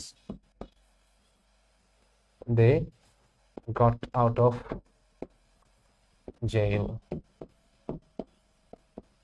ঠিক আছে, অনেক বছর হয়ে গেছে যে তারা জেল থেকে বের হয়েছে। এখন জেল থেকে বের হওয়ার ঘটনাটা আগে ঘটেছে, আর তাদের অনেক বছর হওয়ার ঘটনাটা পরে ঘটেছে। এই কারণে কি হয়েছে, এই কারণে এই অনেক বছর পরের ঘটনাটার এখানে এটা আছে প্রেজেন্ট পারফেক্ট টেন্স হিসেবে, সোজা কথায় প্রেজেন্ট টেন্স হিসেবে। আর এটা আছে কি হিসেবে, এটা আছে পাস্ট টেন্স হিসেবে। এখানে যদি এমন থাকতো যে it was many years, it was many years এরকমটা যদি থাকতো, আচ্ছা অন্য কালি দিয়ে লিখি, যদি এমন হতো ইট ওয়াজ ম্যানি ইয়ার্স, তাহলে কি করতাম, তাহলে এখানে দেখো অলরেডি এটা পাস্টে আছে, অতীতেই অনেক বছর হয়ে গেছে। ঠিক আছে, মনে করো আজকে 5 তারিখ, ধরো আজকে 5 তারিখ, আজকে তারা জেল থেকে বের হওয়ার অনেক বছর হয়ে গেছে। আমি আগামী বছর 5 তারিখে বলতেছি, আজকের দিনের কথা, যে it was many years since they got out of jail. তাহলে যেহেতু অলরেডি এটা আজকের দিনটা তখন পাস্ট হয়ে গেছে, এটা তখন হয়ে যাবে পাস্ট পারফেক্ট, তখন এটা হবে হ্যাড গট, তখন এটা হবে had got out of jail. It was many years since they লিখছিলাম since they had got out of jail, কারণ many yearsটা হয়েছে পাস্টে, তার মানে তারা জেল থেকে বের হয়েছে আরো আগে। তাহলে অতীতের দুইটা ঘটনার মধ্যে যেটা আগে ঘটবে সেটা হবে পাস্ট পারফেক্ট টেন্স। ঠিক আছে, অতীতের দুইটা ঘটনার মধ্যে যেটা আগে ঘটবে সেটা পাস্ট পারফেক্ট টেন্স, সেজন্য এখানে হবে পাস্ট পারফেক্ট টেন্স। when দ্বারা যুক্ত অতীতে সংঘটিত দুটি কাজ একই সাথে সংঘটিত হলে উভয় ক্লজ পাস্ট ইনডিফিনিট টেন্স হয়। এটার এক্সাম্পল অনেকটা as soon as এর মতোই। ঠিক আছে,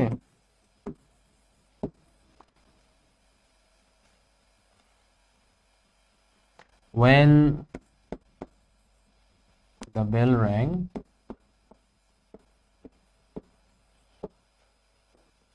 the thunder struck.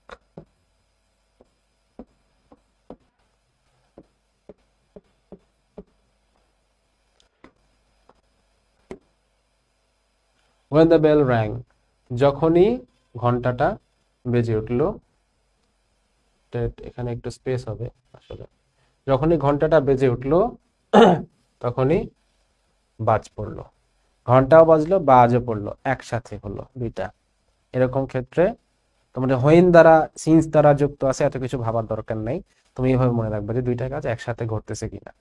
when the bell rang, the thunder struck। এমন যদি হতো যে after the bell rang, the thunder struck, তাহলে অন্যরকম হতো বিষয়টা। ঠিক আছে, তখন তাহলে কেমন হতো?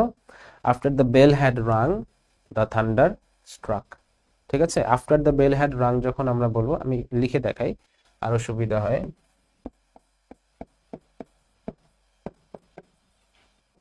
after the bell had rung, the thunder struck। এখানে বেল রিং করা হয়ে গেছে, শেষ, বেল রিং করা শেষ, তারপরে থান্ডারটা হিট করলো, স্ট্রাইক করলো, কিন্তু এখানে বেলও রিং করলো, সাথে সাথে থান্ডারটাও স্ট্রাইক করলো, সেজন্য এখানে এই র্যাং আর স্ট্রাক এটা দুইটা একই টেন্স হয়েছে, দুইটাই ফার্স্ট ইনডিফিনিট টেন্স। ঠিক আছে, আর after the bell had rung, এখানে এটা হয়ে গেছে perfect tense, past perfect tense, আর এটা হয়ে গেছে পাস্ট ইনডিফিনিট টেন্স। একটা জিনিস মাথায় রাখবা যে এখানে অতীতের দুইটা কাজের কথা বলা হয়েছে, বাট when দ্বারা যুক্ত ক্লজের বিষয়টা অন্য যে কোনো টেন্সের ক্ষেত্রেই same. when the bell rings, the thunder strikes, আমি এভাবে বলতে পারি।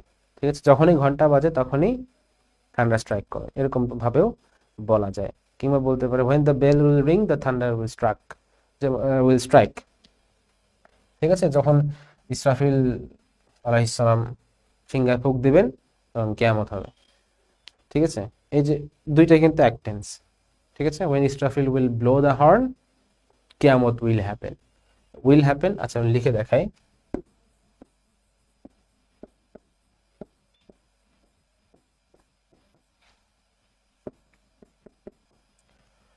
when Israfil will blow, future indefinite tense, R will happen, future indefinite tense। আচ্ছা আচ্ছা, ভবিষ্যতে কোনো কাজ সংঘটিত হবে অথবা ভবিষ্যৎ সম্পর্কিত মতামত, ধারণা, অনুমান প্রকাশ করতে, এটা ফিউচার ইনডিফিনিট টেন্স। আমি অমুক দিন এই করব, তমুক দিন সেই করব, আইল play football, she'll go home, he'll come tomorrow, এগুলো যা আছে এগুলো সব ফিউচার ইনডিফিনিট টেন্স। এগুলো নতুন করে আমি এক্সাম্পল দিচ্ছি না, যেহেতু আমি বলেছি তোমাদের অল্প সময়ের মধ্যে বুঝিয়ে দেওয়ার চেষ্টা করব। আচ্ছা, তবে তোমরা কিভাবে বুঝবা, বোঝার জন্য কিছু ইন্ডিকেটর থাকবে, সেটা হলো বাই। ঠিক আছে, বাই দ্বারা যুক্ত এরকম যা আছে, বাই এর পরে সময়, বাই এর পরে যদি এরকম সময় উল্লেখ থাকে, ঠিক আছে, সময় উল্লেখ থাকে, টাইম, বাই এর সাথে টাইম থাকলেই ফিউচার পারফেক্ট টেন্স হবে, সহজ কথা। ঠিক আছে, একে তো আমি অমুক দিন এটা করবো, তমুক দিন এটা করবো, তোমাদের পরীক্ষা যেভাবে আসবে, ঠিক আছে, যে হি উইল, ধরো বললাম যে হি গো হোম, এখন এভাবে তো আসবে না, এভাবে থাকলে তো তুমি যে কোনো টেন্স বসাই দিতে পারো, এখানে থাকবে অন্য কোনো টেন্সের ইন্ডিকেটর থাকতে পারে, অথবা ধরো বললো যে by tomorrow, he will go home by tomorrow. তার মানে এখানে যেহেতু ফিউচার ইন্ডিকেটর একটা দেওয়া আছে, ঠিক আছে, বাই তারপরে কি সময় শব্দ, টুমরো একটা সময় শব্দ, তখন হয়ে যাবে এটা উইল গো। আচ্ছা আচ্ছা আচ্ছা, এবার বিশেষ কিছু রুলসের ক্ষেত্রে আসি আমরা।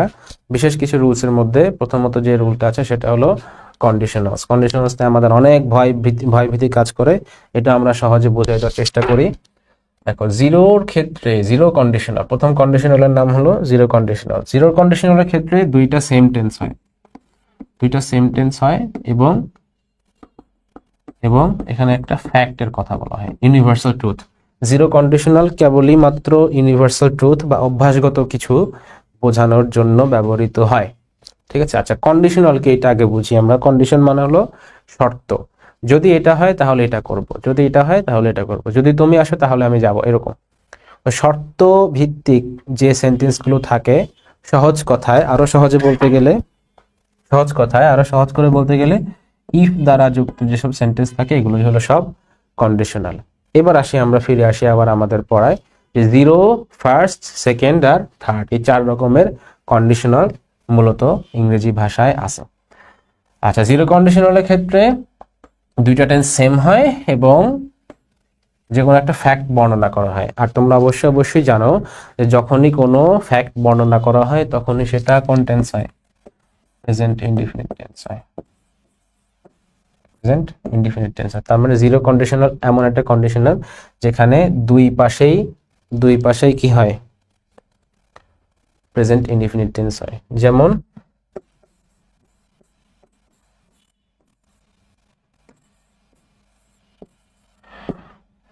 if he hate ice,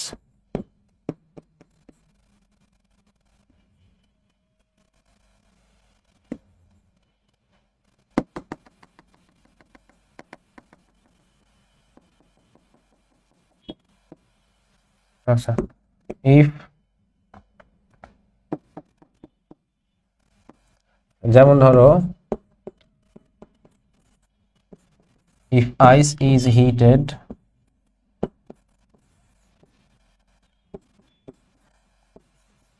it melts. If ice is heated, it melts. বরফকে যখন তাপ দেওয়া হয় বরফ গলে যায়। এটা একটা ইউনিভার্সাল ট্রুথ, এটা চিরকাল এমনই ছিল, এমনই থাকবে, এমনই আছে। রাইস ইজ হিটেড, এখানে হিটেড দেখে কনফিউজ হওয়ার কারণ না, এটা প্যাসিভ ভয়েসে আছে। ইজটা যেহেতু আছে সেহেতু তোমরা বুঝতে পারতেছো যে এটা প্রেজেন্ট টেন্সে আছে। আর ইট মেল্টস, এটা তো অবশ্যই বোঝা যাচ্ছে যে ইজ, এস বাই এস যুক্ত ফর্ম যেহেতু, তার মানে অবশ্যই থার্ড পারসন সিঙ্গুলার নাম্বার। তো এটা হলো গেল আমাদের ফার্স্ট কন্ডিশনাল। এবার আসি আমরা সেকেন্ড কন্ডিশনাল। সেকেন্ড কন্ডিশনাল ক্ষেত্রে যেটা হয়, সেকেন্ড কন্ডিশনাল থেকে থার্ড কন্ডিশনাল পর্যন্ত টেন্সগুলো একটু আলাদা আলাদা হয়। ফার্স্ট কন্ডিশনালের ক্ষেত্রে ইফ ক্লজ যেটা আছে, ইফের সাথে থাকে হলো একটা প্রেজেন্ট ইনডিফিনিট। আর সেকেন্ড কন্ডিশন, ফার্স্ট কন্ডিশনালের সেকেন্ড ক্লজ যেটা আছে সেটাতে থাকে হলো একটা ফিউচার ইনডিফিনিট। কিভাবে, আমরা একটা এক্সাম্পল দেখে নিই, যে if become,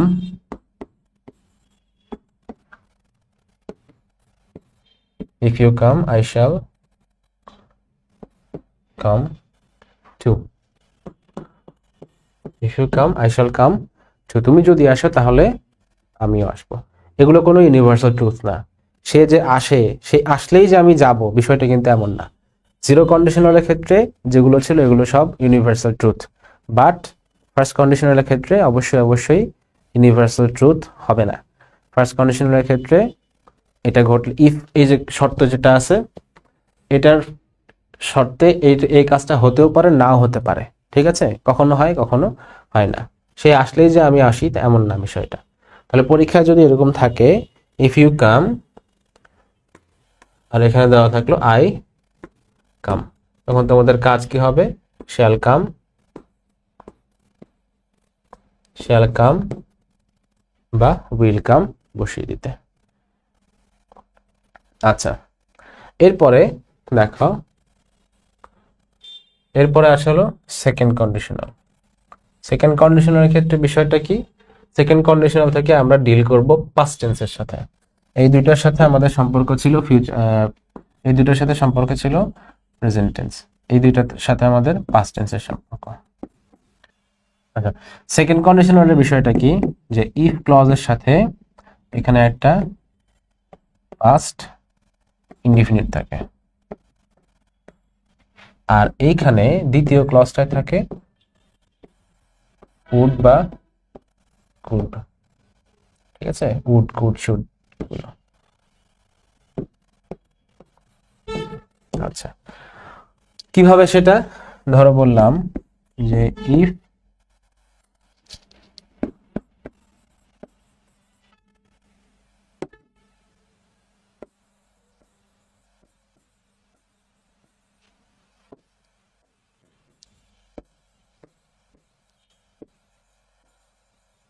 they came I would go।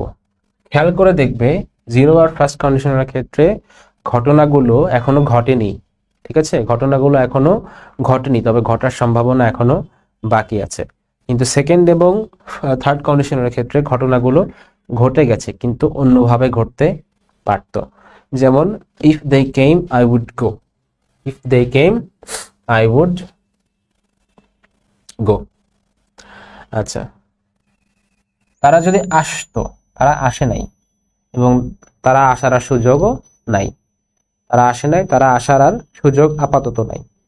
আচ্ছা, আই উড গো, তারা যদি আসতো আমিও যেতাম, তারা যদি আসতো আমি যেতাম।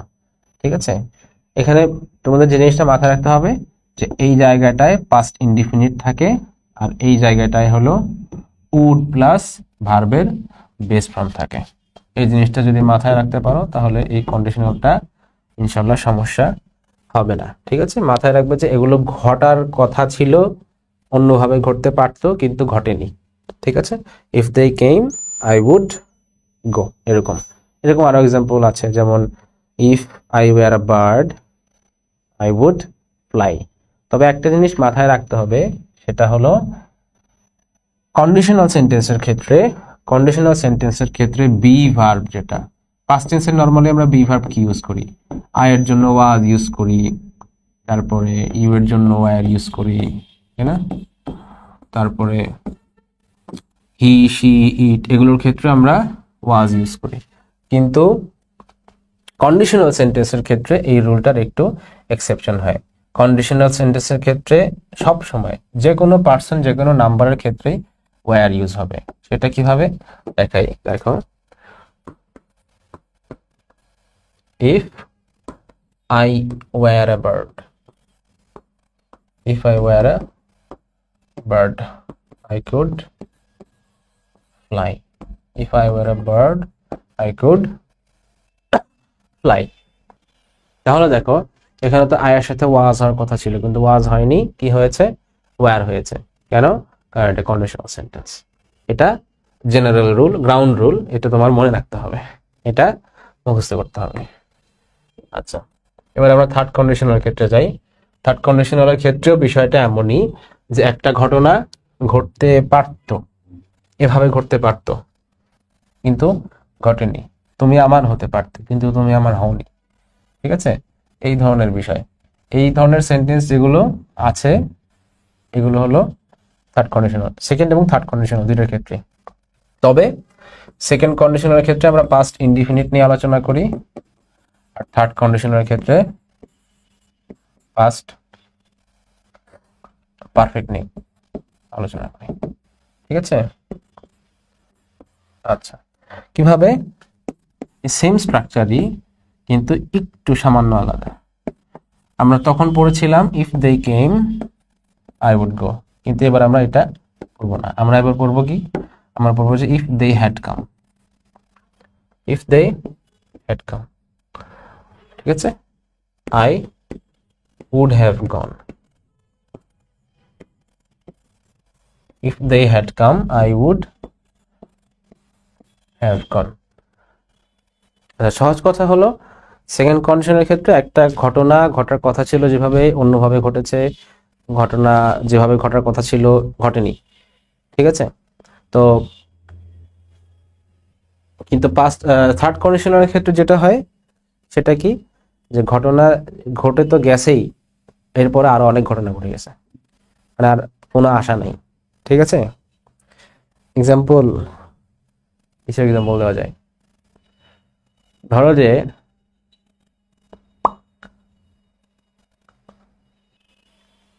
হ্যাঁ, ধরো যে বলতেছে যে একজন, যে সে যদি আমাকে ছেড়ে না যাইতো অনেক ভালো হতো।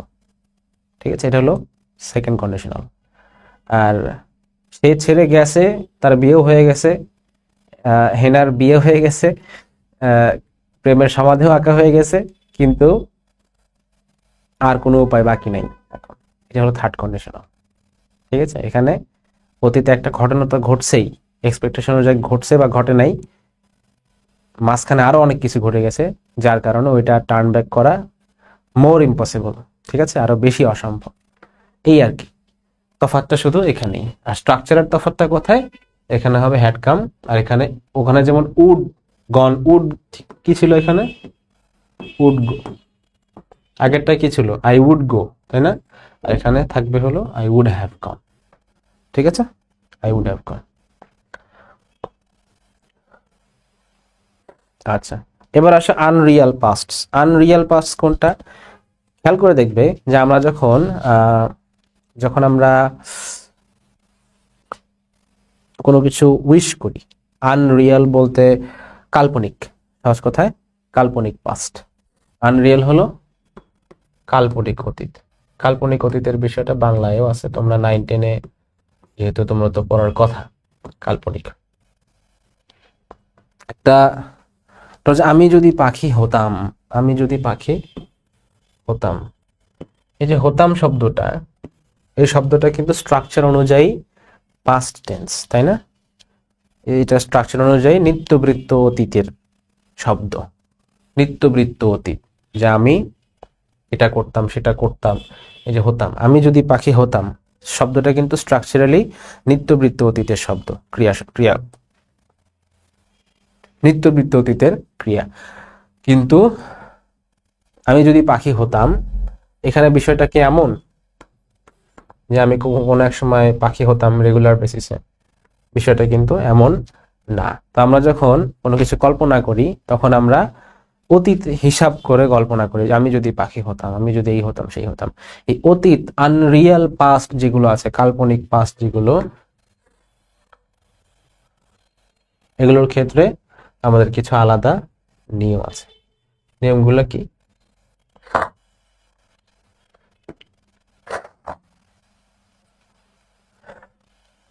হাই টাইম, হাই টাইম একটা নিয়ম, আর টাইম একটা নিয়ম। হাই টাইমের নিয়মটা মোটামুটি, মোটামুটি না, পুরোটাই same. It is high time, it is high time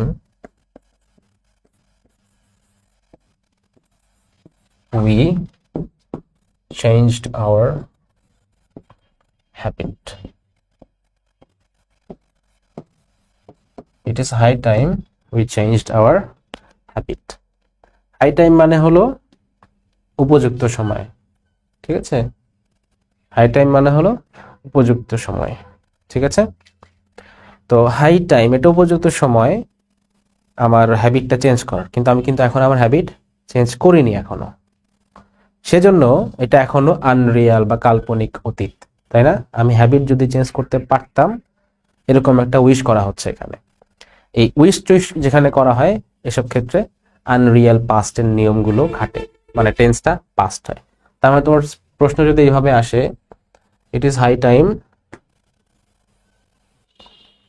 দিয়ে উই চেঞ্জ দিয়ে দিল এখানে, তখন তোমার কাজটা কি হবে? তখন তখন তোমার কাজটা হবে, it is high time we changed our habit. It is high time we changed our habit, কারণ এটা এখনো কাল্পনিক। টাইম আর হাই টাইমের নিয়মটা সেম, তার মানে তুমি ইট ইজ টাইম থাকলেও তোমার এখানে, ইট ইজ টাইম থাকলেও তোমার এখানে নিয়মটা সেম থাকবে। আচ্ছা, এবার আসো লেস্ট। লেস্টের ক্ষেত্রে একটু বিষয়টা অন্যরকম। লেস্টের ক্ষেত্রে অলওয়েজ শুড ইউজ হয়। সেটা কিভাবে? রান ফাস্ট,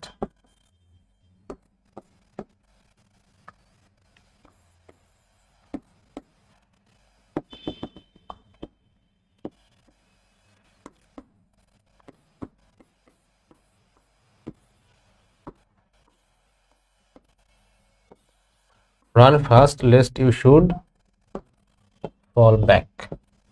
জোরে দৌড়াও না হয় পিছে পড়ে যাবে। ও কিন্তু এখনো পিছে পড়েনি, পিছে পড়া এখনো বাকি আছে, বাট স্টিল তাকে বলা হচ্ছে যে রান ফাস্ট। এসব ক্ষেত্রে কি হয়, এসব ক্ষেত্রে এই লেস্ট মানে হলো নইলে বা না হয়, জোরে দৌড়া না হয় পিছে পড়ে যাবে। Run fast lest you should fall back. ঠিক আছে, এই ইউ শুড এখানে ফল ব্যাকটা পাস্ট কেন হয় নাই, কারণ শুড এখানে আছে। শুড হলো শ্যালের পাস্ট ফর্ম। ঠিক আছে, তার মানে লেস্ট এটাও একটা আনরিয়াল পাস্ট, এবং এখানেও আমাদের এই জায়গাটায় পাস্ট টেন্স হয়েছে। আচ্ছা, এবার আসো as if R as though. এই নিয়মটা আমার অনেক মজা লাগে, কেন যেন মজা লাগে জানি না। এখানে যে কথাগুলো বলে, এই কথাগুলো অনেক মজা, মানে যে এক্সাম্পল গুলো দেয়া হয়। ঠিক আছে, আমি একটা এক্সাম্পল দিই, তোমরা দেখো।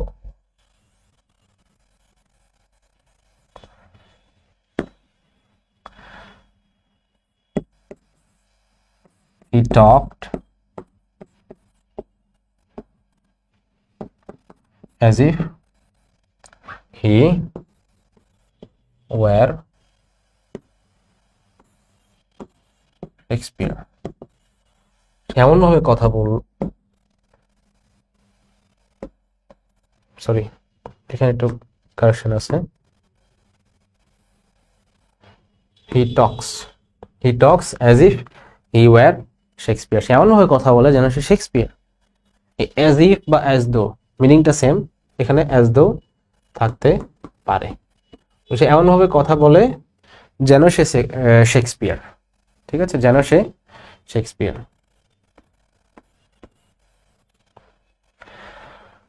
কিন্তু সে আসলে শেক্সপিয়ার না, তাই না? এমনটাই তো মনে হচ্ছে। সে এমন ভাবে কথা বলে যেন সে শেক্সপিয়ার, কিন্তু সে কিন্তু শেক্সপিয়ার না। তো এসব ক্ষেত্রে যেটা হয়, এসব ক্ষেত্রে সেই আমাদের আনরিয়াল পাস্টের নিয়মটা খাটে, বাট এখানে একটা এক্সেপশন কি, ওই যে আমরা ইফ এর নিয়ম দেখছিলাম না কন্ডিশনালের ক্ষেত্রে, এখানেও সেম নিয়মটা খাটে। এখানে হি এর সাথে হওয়ার কথা ছিল ওয়াজ, যেহেতু আনরিয়াল পাস্ট এবং হি একটা থার্ড পারসন সিঙ্গুলার নাম্বার, এখানে হওয়ার কথা ছিল ওয়াজ, কিন্তু ওয়াজ না হয় এখানে কি হলো, ওয়্যার।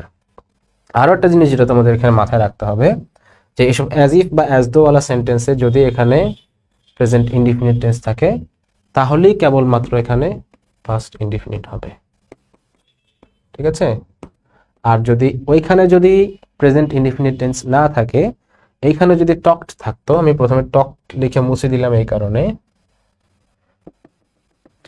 এখানে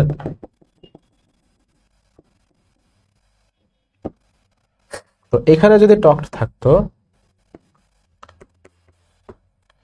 তাহলে এখানে হয়ে যেত কি, এখানে তখন হয়ে যেত হ্যাড বিন, এখানে হয়ে যেত হ্যাড বিন, কারণ এটা অলরেডি পাস্টে আছে, টকটা অলরেডি পাস্টে আছে, সেজন্য এখানে আরো পাস্টে নিয়ে যেতে হবে। মূল কথা হলো পাস্টে নিয়ে যেতে হবে।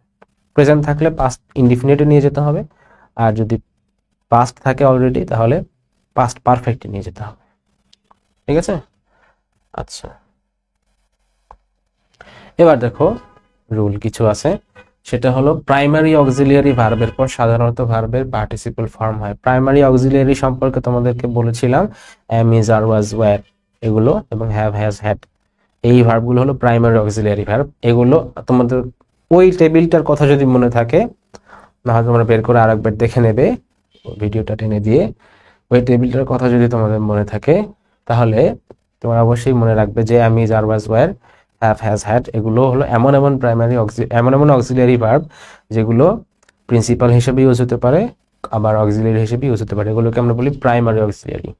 এই ভার্বগুলোর পরে সবসময়ই বা সাধারণত ভার্বের পার্টিসিপল ফর্ম হয়।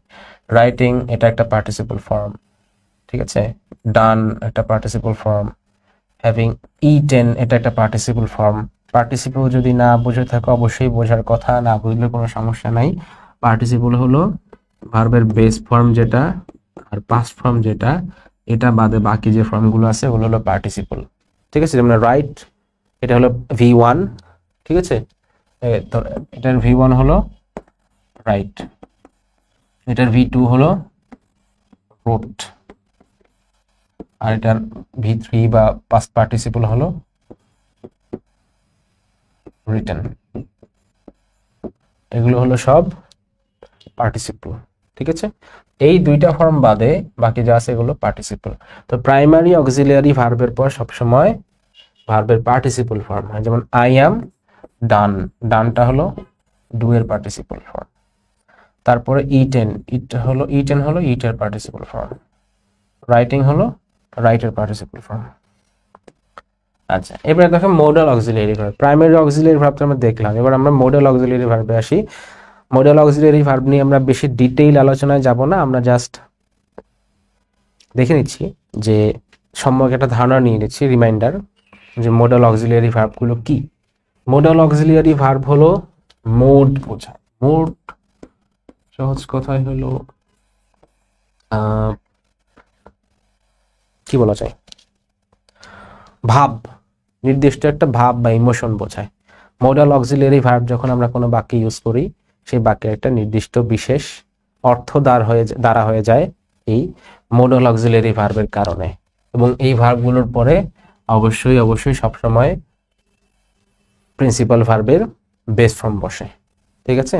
মডাল অক্সিলিয়ারি কোনগুলো, যেমন দে মাস্ট ডাই, এখানে মাস্ট দেওয়ার কারণে বাক্যের অর্থটাই চেঞ্জ হয়ে গেল, যে তাকে মরতেই হবে তাদেরকে, ঠিক আছে। তো এই মাস্টের পরে ডায়ের বেস ফর্ম ইউজ হলো, এখানে কখনোই হি মাস্ট ডাইড বা হি মাস্ট ডাইং হবে না, ঠিক আছে, কারণ মাস্ট একটা modal auxiliary verb. Modal auxiliary ভার্বে আরো এক্সাম্পল আছে, can, could, shall, should, may, might, ঠিক আছে, এগুলো অট, এগুলো সব হলো modal auxiliary. You can come to my office tomorrow, can modal auxiliary, come V1। আচ্ছা, I would do that, would modal auxiliary, আর কাম ডু V1, ঠিক আছে। আচ্ছা, স্বতন্ত্র টু এর পর সবসময় ভার্বের বেস ফর্ম, এটা একটু ঘোলাটে করা জিনিস, বাট আমি ক্লিয়ার করে দিচ্ছি। স্বতন্ত্র টু বলতে টু যখন একা ইউজ হয়, টু যখন একা ব্যবহৃত হয় তখন সেখানে টু এর পরে ভার্বের বেস ফর্ম হয়। সহজ কথা মনে রাখবা, সাধারণত টু এর পর ভার্বের বেস ফর্ম হয়, ঠিক আছে। যেমন your parents need you to look after, ভার্বের base form. Need you to go, ভার্বের base form. Loves to do, ভার্বের বেস ফর্ম, ঠিক আছে। আচ্ছা, এবার দেখো, কিন্তু কোনো আলাদা ফ্রেজের, স্পেশালি প্রিপোজিশনাল ফ্রেজের অংশ হলে ভি প্লাস আইএনজি হয়। টু প্রিপোজিশনটা যদি তোমার একা একা ইউজ না হয়ে কোনো ফ্রেজের সাথে ইউজ হয়, সেই ফ্রেজগুলো কি হতে পারে, যেমন উইথ এ ভিউ টু, তারপরে ইউজড টু, তারপরে এখানে তো ইউজড টু দেওয়া। আচ্ছা, আরো আছে হলো লুক ফরওয়ার্ড টু, ঠিক আছে। এই look forward to, with a view two, use to, এগুলোর সাথে যে টুটা, এই টুটা হলো এর অংশ, এই টুটা এর অংশ। এখানে উইথ আ ভিউ টু যে আছে, এই টুটা হলো এর অংশ না, ঠিক আছে। কিন্তু যখন আগের স্লাইডে আমরা দেখি, দেখো এখানে টুটা ভার্বের অংশ, এই টুটা ভার্বের অংশ, এই টুটা ভার্বের অংশ, আর এখানে এই টুটা এর অংশ, এই টুটা এর অংশ, ঠিক আছে, ইউজড এর অংশ। এরকম যখন হয় তখন আইএনজি ফর্ম হয়। তাহলে I came here, grandma came here with a view to spending time with us. To এর পরে হওয়ার কথা ছিল শুধু স্পেন্ড, V1 হওয়ার কথা ছিল, কিন্তু এখানে স্পেন্ডিং হয়েছে কেন, কারণ টুটা এখানে আলাদা, স্বতন্ত্র টু নয়, টুটা এখানে এই উইথ আ ভিউ এর অংশ। She is used to getting up early in the morning, ঠিক আছে। আচ্ছা, she is used to getting up early in the morning, is used to, এখানে টুটা হলো ইউজড এর সাথে কার টু, এই জন্য টু এর সাথে গেটিং এর কোনো সম্পর্ক নাই, এবং গেটিংটা সেজন্য আইএনজি হলো। আচ্ছা, একটি প্রিন্সিপাল ভার্ব অনলি লেক্সিক্যাল, ঠিক আছে। লেক্সিক্যাল গুলোর কথা বলা হচ্ছে, অর্থাৎ প্রিন্সিপাল ভার্ব তো কখনো কখনো অ্যাম, ইজ, আর, ওয়াজ, ওয়্যার এগুলো হতে পারে, বাট এখানে শুধু লেক্সিক্যাল ভার্বগুলোর কথা বলা হচ্ছে। আমি প্রথম দিকে আলোচনা করেছি লেক্সিক্যাল ভার্ব নিয়ে। তো লেক্সিক্যাল ভার্বগুলোর ক্ষেত্রে একটার পর আরেকটা যদি থাকে তাহলে দ্বিতীয় ভার্বের সাথে নাউন যুক্ত আইএনজি যুক্ত হয় এবং এটার ফাংশন হয় নাউনের মতো। ঠিক আছে, ফাংশন বলতে এটা নাউনই হয়ে যায়। Megan does not mind getting fat. Megan does not mind getting fat. Mind হলো এখানে আমার প্রিন্সিপাল ভার্ব এবং এটা একটা লেক্সিক্যাল ভার্ব। মাইন্ডের পরে গেট ছিল আমার V1, এখানে গেট না হয় এখানে হলো কি, এখানে হলো গেটিং, কারণ একটা লেক্সিক্যাল ভার্বের পরে আরেকটা লেক্সিক্যাল ভার্ব আছে। এবং দেখো এখানে গেটিং এর কাজটা প্রিন্সিপাল নাউনের মতো, তাই না? গেটিং, মেগান কি মাইন্ড করে না, মেগান কি দেখে মাইন্ড করে না, গেটিং ফ্যাট মাইন্ড করে না। কি দ্বারা যখন প্রশ্ন করে উত্তর পাচ্ছি তখন সেটা তো noun, no doubt. Ronaldo likes playing football. রোনালদো কি পছন্দ করে? Playing football. ঠিক আছে, এই যে লাইকস এটা হলো একটা লেক্সিক্যাল ভার্ব, আর এখানে প্লে হওয়ার কথা ছিল, না হয় হলো কি প্লেইং। ঠিক আছে, না হয় কি হলো প্লেইং। রোনালদো, এখন দেখো রোনালদো যদি লাইকস টু হতো তখন আবার হয়ে যেত টু প্লে ফুটবল, তাই না?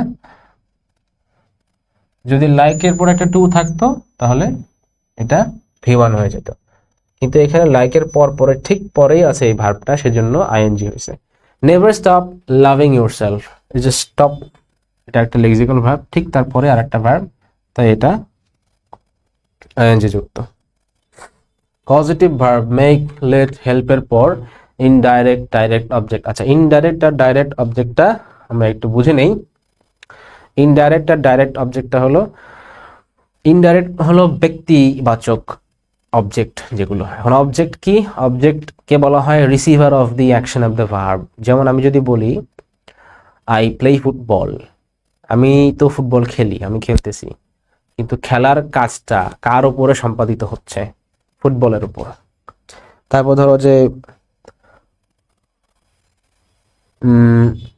কাউজ ইট গ্রাস।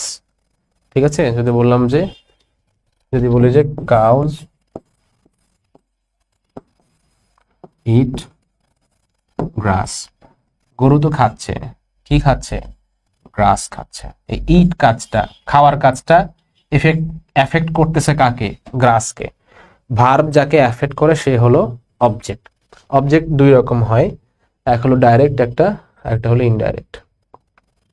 ডাইরেক্ট হলো বস্তুবাচক, ইনডাইরেক্ট হলো ব্যক্তিবাচক। এখন অনেকে ব্যক্তিবাচক আর ব্যক্তি কিন্তু ব্যক্তি আর ব্যক্তিবাচক কিন্তু এক না, এটা মাথায় রাখতে হবে। ঠিক আছে, ফর এক্সাম্পল, মা শিশুকে চাঁদ দেখায়,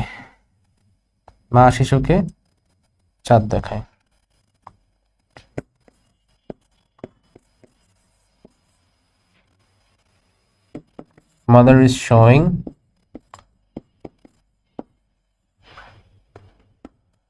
her child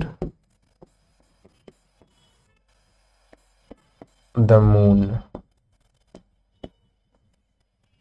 Mother is showing her child the moon. মুনটা হলো এখানে একটা অবজেক্ট, চাইল্ড হলো একটা অবজেক্ট। কারণ শো, এই শো ভার্বটা কাকে এফেক্ট করতেছে? বাচ্চাকে এফেক্ট করতেছে। আর কাকে দেখা হচ্ছে? মুনকে দেখা হচ্ছে। এই দুইটার উপরেই এফেক্ট করতেছে শো ভার্বটা, তাই না? এখন শো ভার্বটা যেহেতু দুইটার উপরেই এফেক্ট করছে, এখানে গতিশীল অবজেক্ট কোনটা? খেয়াল করে দেখো, এখানে মুনের কোনো কাজ নেই, কিন্তু চাইল্ডের একটা কাজ আছে। মুন এখানে অকর্মণ্য, মুনের কোনো কাজ নেই। ঠিক আছে, মুন গতিশীল না, মুনের কোনো অনুভূতি বা কোনো কাজ নেই। মা শিশুকে চাঁদ দেখাচ্ছে, শিশুকে চাঁদ দেখতে হচ্ছে, কিন্তু মুনকে কি দেখতে হচ্ছে? কিছু করতে হচ্ছে, সে তার জায়গায় আছে, সে কোনো কাজ করতে হচ্ছে না তাকে। মুনটা হলো আমাদের বস্তুবাচক আর চাইল্ডটা হলো ব্যক্তিবাচক। মুনটা হলো আমাদের ডাইরেক্ট অবজেক্ট, চাইল্ডটা হলো ইনডাইরেক্ট অবজেক্ট। এখন এই সেম ধাঁচের একটা সেন্টেন্স ধরো, I am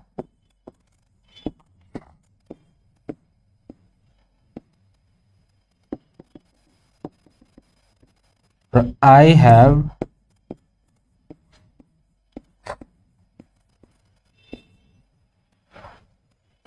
showed my cat a mouse. আমি আমার বিড়ালকে একটা ইঁদুর দেখালাম। এখন ক্যাট একটা অবজেক্ট, মাউস একটা অবজেক্ট, কারণ এই যে শো ভার্বটা ক্যাটের উপরেও এফেক্ট করতেছে, মাউসের উপরেও এফেক্ট করতেছে। এখন দেখো দুইটার একটা তো ব্যক্তি না, ওর দুইটার একটাও বস্তু না, তাই না? কিন্তু মাউস এখানে অবজেক্ট, কারণ মাউসের কোনো কাজ নাই। আমি যে আমার বিড়ালটাকে মাউসকে দেখাচ্ছি, মাউসের কি কোনো ভূমিকা আছে এখানে? নাই। কিন্তু আমার বিড়ালের একটা ভূমিকা আছে, সে বিড়াল মাউসটাকে দেখতেছে। ঠিক আছে, তার মানে যে অবজেক্টের নিজের কিছু ভূমিকা থাকে, কাজ থাকে, সেই অবজেক্টটা হলো ইনডাইরেক্ট অবজেক্ট। আর যে অবজেক্টের কোনো ভূমিকা থাকে না, সেটা হলো ডাইরেক্ট অবজেক্ট। এবার আমরা রুলের দিকে আসি, আসল রুলের দিকে আসি। কজেটিভ ভার্বের সময়, কজেটিভ ভার্ব হলো যখন তুমি একজনকে দিয়ে আরেকটা কিছু করাবা। একজন যখন আরেকজনকে দিয়ে একটা কিছু করায়, এই ভার্বগুলোকে বলি আমরা কজেটিভ ভার্ব। এই ভার্বের পর ব্যবহৃত ভার্বটি বেস ফর্ম হয়। পজিটিভ ভার্ব হলো have, has, had, get, got এর পর ইনডাইরেক্ট অবজেক্ট থাকলে এরপর আচ্ছা, have, has, had, get, got এরপরে ইনডাইরেক্ট অবজেক্ট যদি থাকে, তাহলে সেটাকে আমরা কি করব? সেখানে কি করব? ভার্বের বেস ফর্ম দিব। যেমন Bob had me catch the fish. হ্যাডটা এখানে পজিটিভ ভার্ব, কারণ এই হ্যাড দ্বারা এমন একটা কিছু বোঝানো হচ্ছে যে বব আমাকে দিয়ে কিছু করাচ্ছে। আর মি, আমি এখানে একটা কাজ করতেছি, আমি ক্যাচ ফিশ ধরতেছি। আমাদের কথা কি ছিল? কথা ছিল যে এগুলোর পর যদি ইনডাইরেক্ট অবজেক্ট হয় তাহলে ব্যবহৃত ভার্বটি বেস ফর্ম হয়। হ্যাডের পরে মি হলাম, তার মানে এই ক্যাচটা হবে বেস ফর্ম। হ্যাড, তারপরে ইনডাইরেক্ট অবজেক্ট, তারপরে বেস ফর্ম। এটা এখানে সেম। লেটও একটা, এখানে লেটটা আসে নাই। Let him cook. Let positive verb, তারপর এটা হলো আমাদের ইনডাইরেক্ট অবজেক্ট, আর কুকটা হলো আমাদের ভার্ব, বেস ফর্ম সহজ ভার্ব। তো এই ছিল তোমাদের জন্য আজকে রাইট ফর্ম অফ ভার্বের টপিক। যদি কোনো কিছু বুঝতে অসুবিধা হয়ে থাকে অবশ্যই আমাদের ভিডিওতে কমেন্ট করে জানাবে। আর তোমাদের পরীক্ষার আগে অবশ্যই 2টা পেপারের আগেই আমরা একটা ম্যারাথন ক্লাস নিব ইনশাআল্লাহ, যদি আল্লাহ তৌফিক দেন। Till then stay fine. আমাদের ভিডিও নিজেরা দেখবে, বন্ধুদেরকে দেখাবে, সবার সাথে শেয়ার করে দেবে, এবং ডিএমসি স্টেশনের সাথে থাকার জন্য ধন্যবাদ। আসসালামু আলাইকুম।